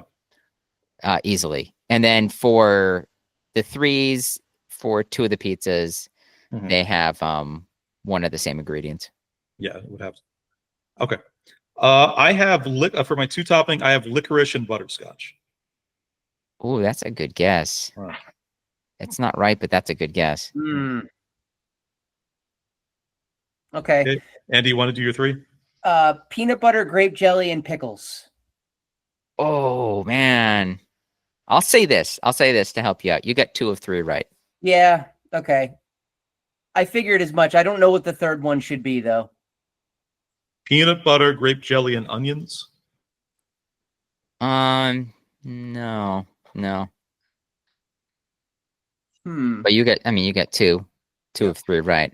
Okay. So I guess that the key thing to focus on it's not something you would think of as a delicious pizza, but that third ingredient is something you would use in a sandwich that you might prepare for yourself for lunch.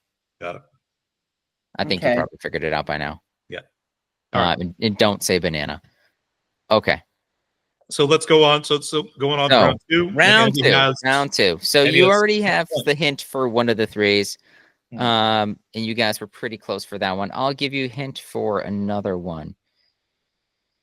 Let's see. Oh man. Actually, I think Andy and I will probably both guess the 3 topping correctly in this one. So why don't you save like that hint for round 2? Yeah. I don't know. I'm not confident. All right. This next one is a little spicy, a little chocolatey, a little fishy. Spicy, chocolatey, fishy.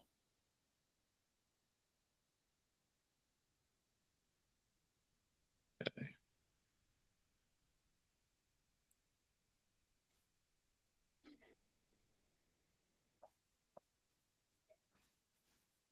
Sean, you better get this one topping right. Okay. I think you kind of like to add to the one topping one. This is not something that you can order at any pizza place you go to. Understood. I'm pretty sure that I know what it is. Okay. Okay. I can't believe Andy got that 2 spot. That's that was huge. Yeah.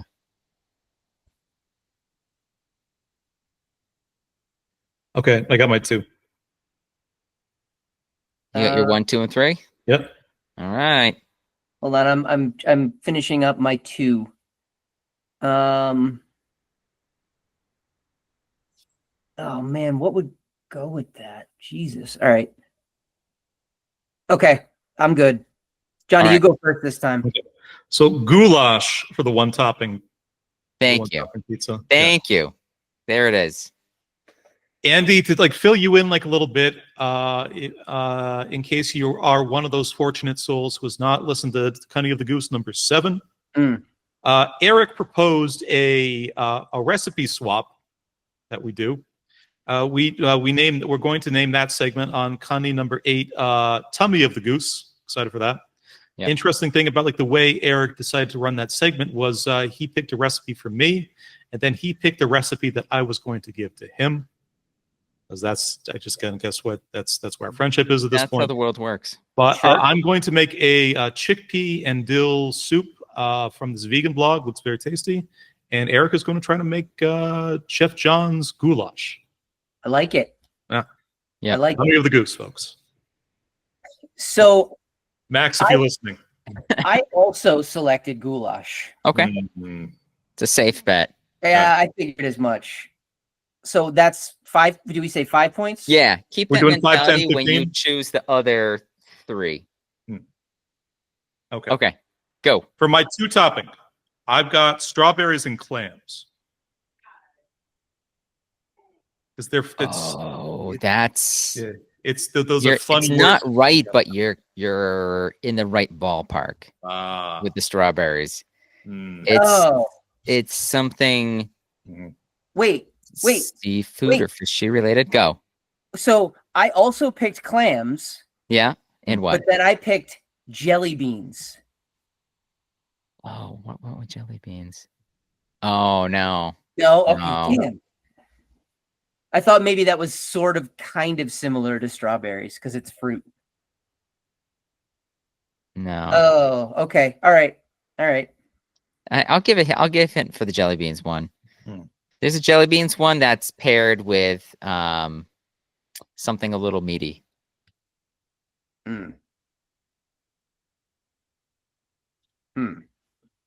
Okay. Johnny, what's your 3 then? This I guess is so quickly turned into one of those like logic puzzle magazines that Eric loves to work his way Games through. Magazine.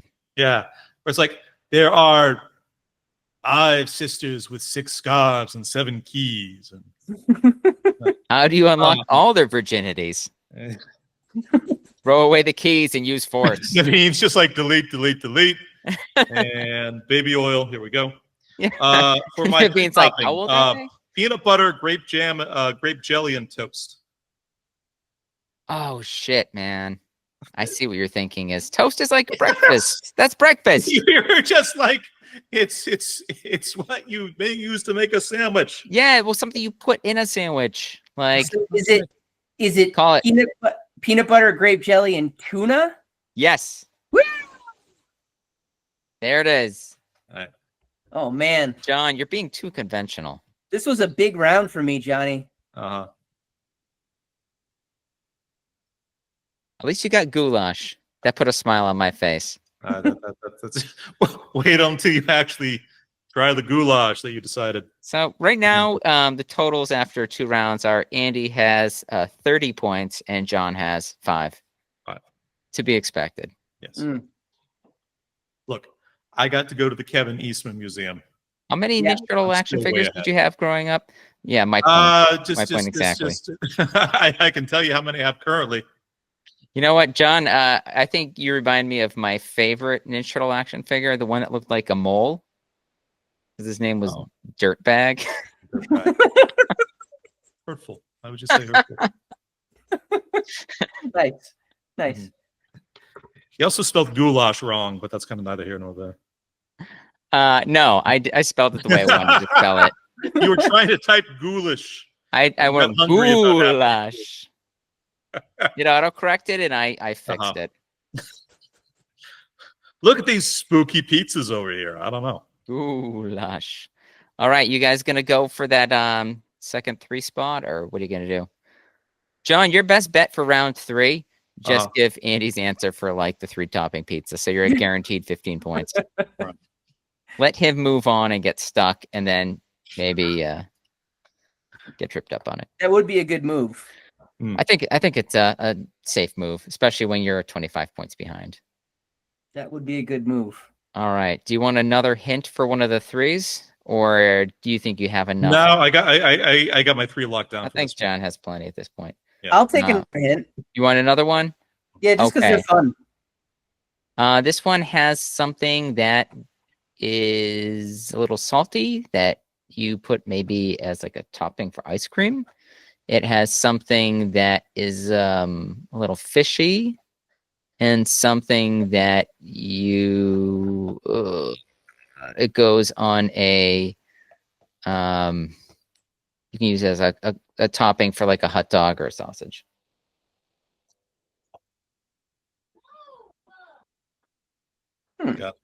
Okay.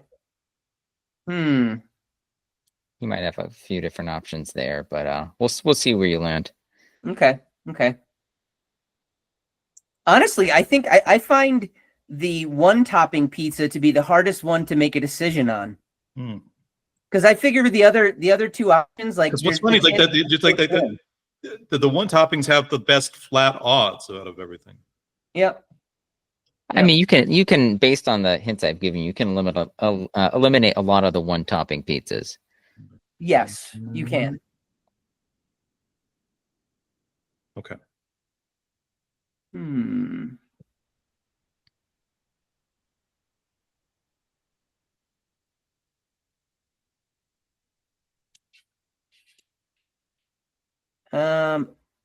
All right, I guess I could go. All right. Go for it. Okay. So for my 1 topping pizza, I am going to go. I'm torn between 2 licorice. Ooh, no. Okay. What was your other choice? Just curious. The other one I was thinking about was jelly beans. Oh, okay. I'll just say it's not that either. Yep. For my one topping, I'm going with popcorn. Yes. As well. Oh, good one. Popcorn. Good one. I was going to say, what else can you put on a pizza once you get all that popcorn on there?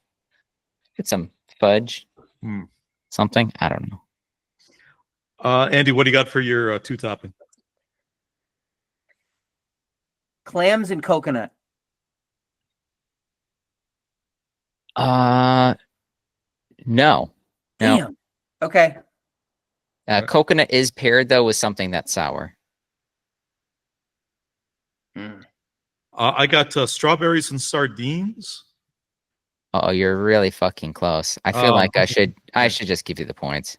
I don't need the sympathy points. You have no chance of winning at this point unless I give you something. So I either give you half points. Keep me in the game, coach. All right, I'll give you the points. It's strawberries and anchovies. Yeah. Okay. Yeah. I was 50-50 between the sardines. It was one or the other. So. Yeah. All right, let's go for a 3 spot. What do we got? Andy? All right, I am amending very quickly what I was going to do. Okay, so I have sardine, chili pepper, fudge. Son of a bitch. Really? That's yeah. God damn it. Fudge, sardine, chili pepper is one of them.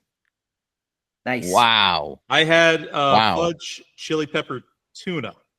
Oh man. Oh. Hit the game. Hit the game.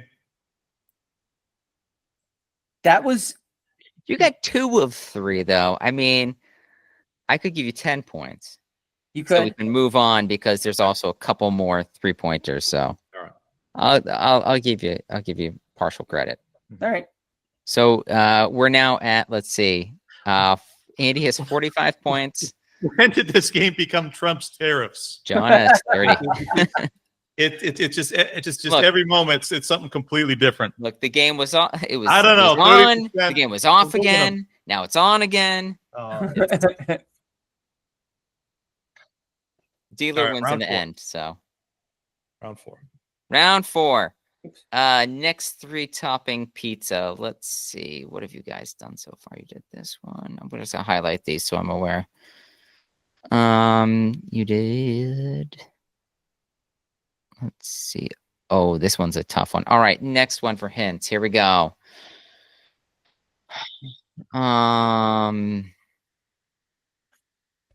These are all things you could pack in somebody's lunch. But to make it a little more specific, I'll say something that is creamy, something that is salty, something that sticks to the roof of your mouth. Ejaculate. No. It was just three different ways to say semen. Human semen. Yep. I don't like that answer at all. Wow. So it's called the Pearl Pizza. It's called the open up, say ah. We call it the boba milk tea. Oh. We call it the 5-star book it. Look, we all don't have perfect consistency, so look, we all don't have perfect teeth. As long as somebody makes a meal of it. All right, we're done. We're done. And he's backing away slowly out of frame. He's like, I will never choose marshmallow now. What would you put on a sardine? Jesus. What would you put on a hot dog?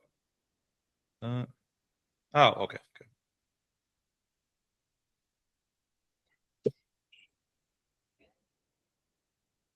You'd obviously put clam sauce.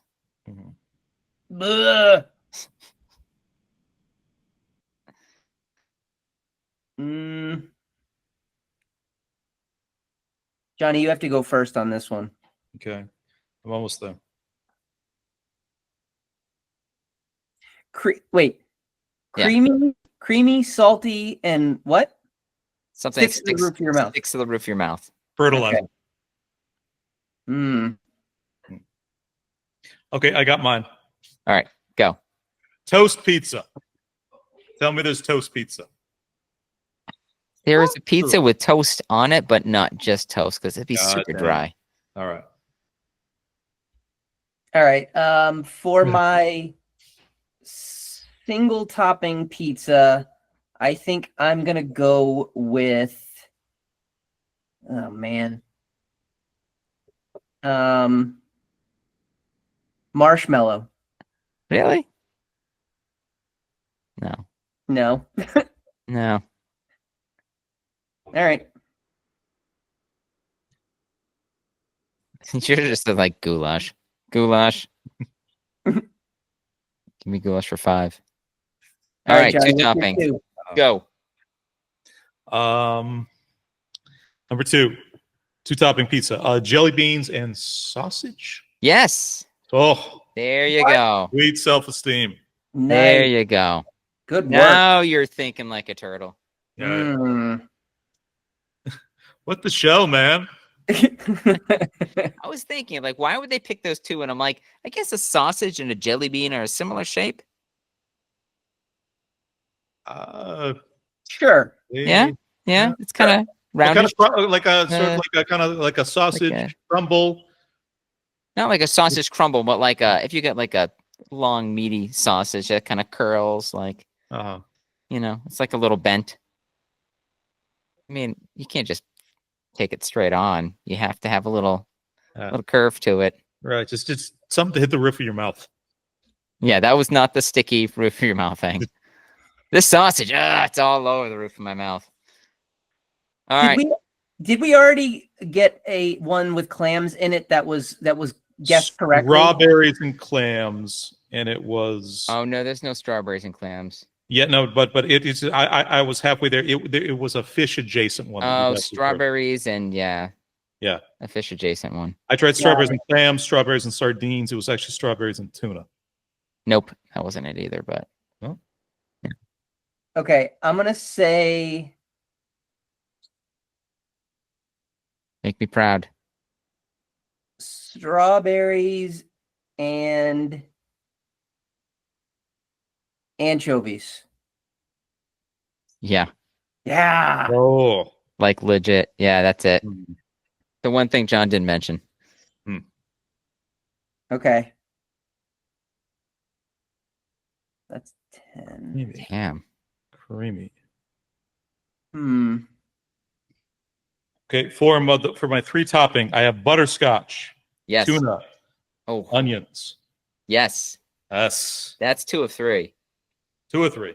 That's 2 of 3. What did I miss? It wasn't tuna. Something else fishy.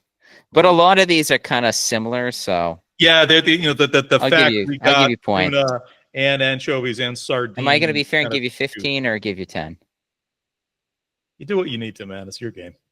All right, I'll give you 15. I'll keep you in. I'll keep you in. Okay. Oh man, I'm stuck on this one. Yogurt. Yep. Peanut butter. Yep.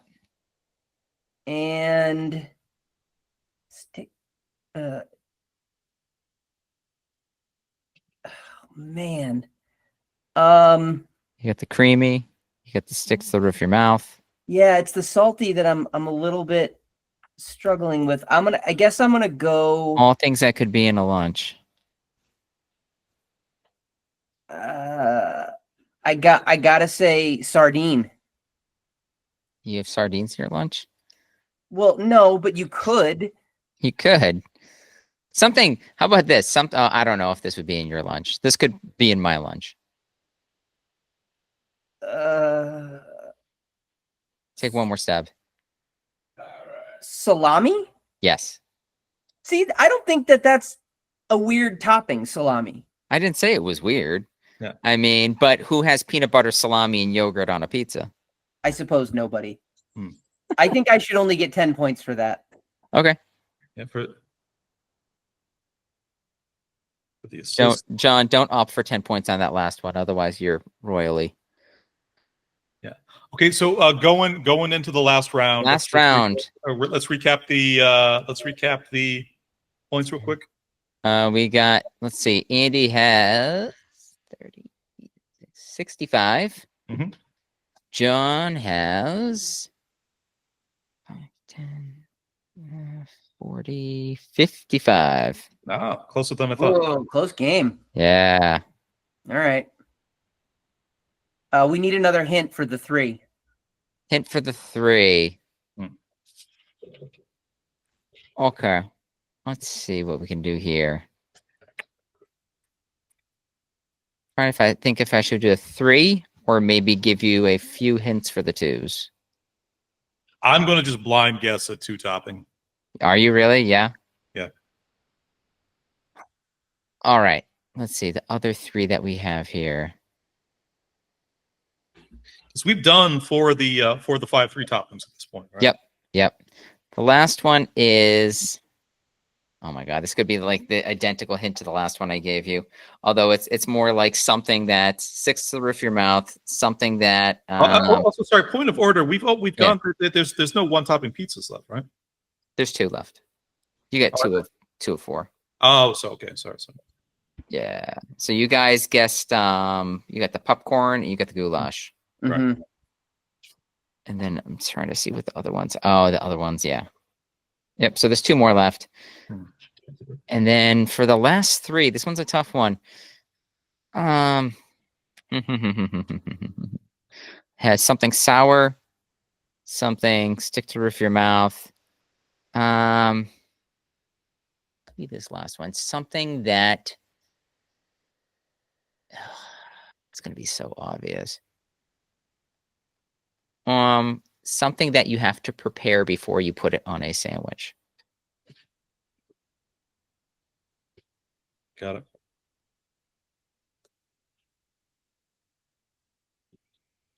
We'll see what happens.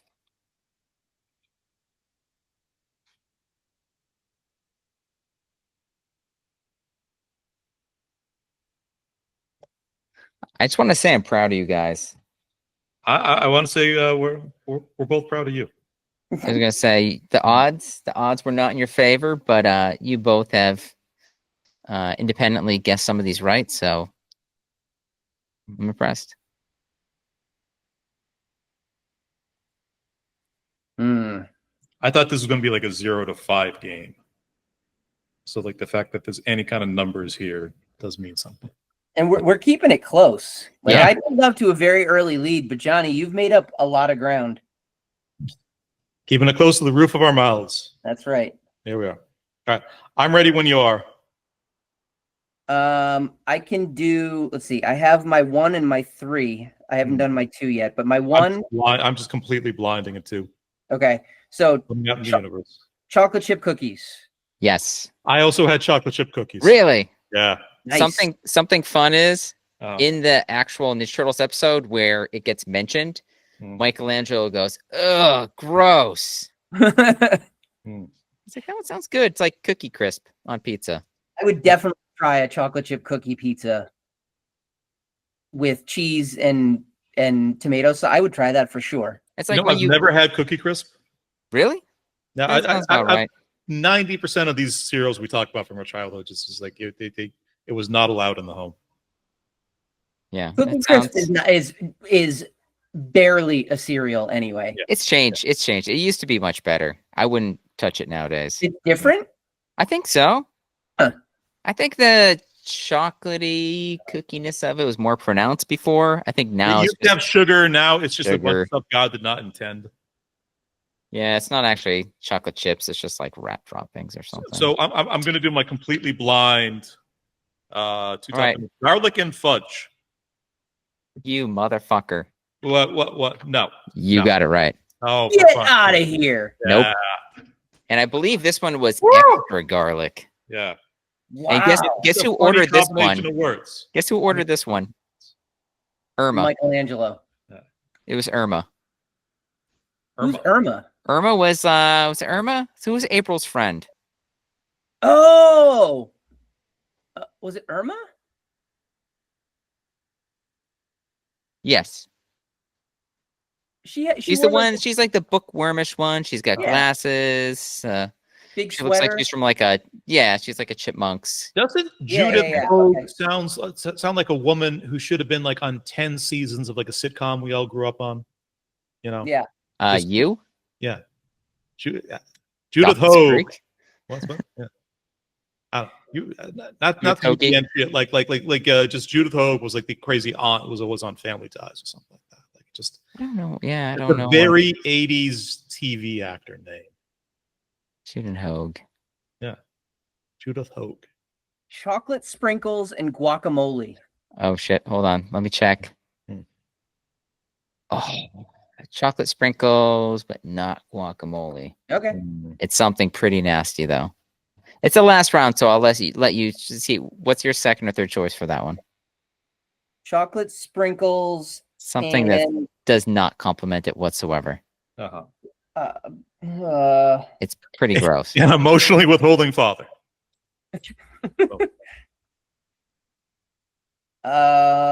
Chocolate sprinkles and pick something nasty you would never put on a pizza from the list. Oh god, there's so many things. Goulash, honestly. Truly nasty. Oh, goulash might be good. Goulash, you just kind of wanted something simple like potatoes, buttered noodles, clams. Yes, there you go. All right. I mean, goulash, though, if you call it what I've been calling it, which is like blood gore soup, then yeah, I could see people being turned off by that. Dude, I saw blood gore soup at the Whiskey A Go-Go a few years back. Oh, yeah. Kicked ass. How are they? Loud. All right, Johnny, what's your 3? This is it, guys. Okay, yeah. You are literally tied up right now. Peanut butter, pickles, and avocado. Peanut butter, pickles, and avocado. That's it. That's the one. That is it. Something sticks to your roof of your mouth, something that's a little sour, something you got to prepare before you put it on a sandwich. Got to prepare that avocado. Oh, I was thinking, okay, all right. I feel we call that the Lilo and Stitch. I wasn't thinking of it that way. All right, what did you get? Well, I mean, mine's not going to be right? I don't know. Haven't we done all the 3 topping now? I mean, yeah, you guys didn't guess on all of them, I don't think. Maybe there's like one other one you didn't guess on, but. All right, well, I did pickles, tuna, butterscotch. Oh, okay. Pickles, tuna, butterscotch. Yeah, no. Nope. Sorry. Oh, man, Johnny, nice work, my friend. Wow. That was. Hold it out. What's so amazing, too, is Eric has already sent my prize. For winning the game, I'm going to pull it out of the preheated oven now. Look what I got for myself for like a little dins after we're done, but nothing but a like a Pizza Hut personal size pan pizza, a supreme. It's okay, open it up. I want to see the steam. All right. It is not steamy. There we go. It has been sitting inside a preheated and then turned off oven for the 4.5 hours we've been doing this podcast. So is there like a VHS tape that's been melted to the back of the box? Still works, guys. You just gotta unwind it and rewind it. Yes, it's the VHS tape that we lost in the fire. Good job, Not Johnny. bad. 70 to 85. 70 to 85. Like I said, I thought this was going to be like a no score. I thought this was going to be like fucking like World Cup like 2-3 by the end of this. Yeah. It honestly it got like that, and you made a comeback. There we go. So that was Rebels on Slice. Eric, we had a fun little we should share this. Share this with the listeners if they want to. Yeah, I mean they got all the answers anyways. So I mean, if you want to, just send me like list pizzas in the group chat. Well, I can drop it in like the episode description. What we can do is, we should post this there, maybe in the comments or something like, not the comments, but like the description, like the top level app. Yeah, let people know if they want to do this. Yeah, it's fun. Is there time? All right, so that was episode 53, Rebels Without a Pod. Gentlemen, any closing thoughts? Go watch this movie if you haven't. It's fun. Yeah. Radical dudes. Mm-hmm. Indeed. Legitimately, I'm going to cite the Not my favorite joke, but the thing that made Naveen's old bass player laugh the hardest from this film, which he quoted constantly. Wayne Gretzky on steroids? Yeah. A little part of it. It's a good coming up for hopefully next week. Wait. I got a fun one for Johnny too. Shoot. I got to add this in before we move on. Mm-hmm. I went on the Wikipedia page of my favorite run of Ninja Turtles from 2012 because I wanted to find out who all the voice actors were for the show, and I looked up the voice for Shredder. Mm-hmm. And and so I found out the voice actor for Shredder is Kevin Michael Richardson. He does the voice of Cleveland Jr. on the Cleveland show. He has about 300. He does the principal in American Dad. Right. He does a bunch of different roles, but on the Wikipedia page, it doesn't say Kevin Michael Richardson as the voice actor for Shredder. It says Ken Watanabe. Ken Watanabe. Some sneaky fuck went and put Ken Watanabe's name there. So good for them. Good for them. Indeed. The Foot Clan sounds like a funky club for podiatrists. That's kind of how I often think of like the show itself. That should have actually been synopsis. How come on Daredevil they never say, guys, give them a hand? It's a missed opportunity. Coming up next week, hopefully when Naveen gets back from the trial, we will be continuing the specific picks of Unconventional Superheroes by doing Sam Raimi's Darkman. And then hopefully the week after that, we are going to be winding down Unconventional Superheroes with a live watch and response to Andy's choice, Troma's almighty classic, The Toxic Avenger. Very, very excited for that one. This is not a 100% Andy will leave the pod midway through the record, but there's a chance. I'm saying there's a chance. I want to preface this. This is one of those movies that I've told people to watch before, and when we watch it, I laugh at all the worst moments where most people kind of like turn away or just groan or just like, ugh. Right. This is what Eric sees in his head when he closes his eyes when he's, hungry and tired. Man, I'm so hungry and tired. Looking forward to it. Sweet. All right. Gentlemen, Rebels Without a Pod, episode 53. Talk to everybody soon. Radical. Cowabunga, dudes. I have always preferred boobs. Vanessa. Vanessa, give me your hand. Vanessa. The foot. Ninja vanish. And we all listen.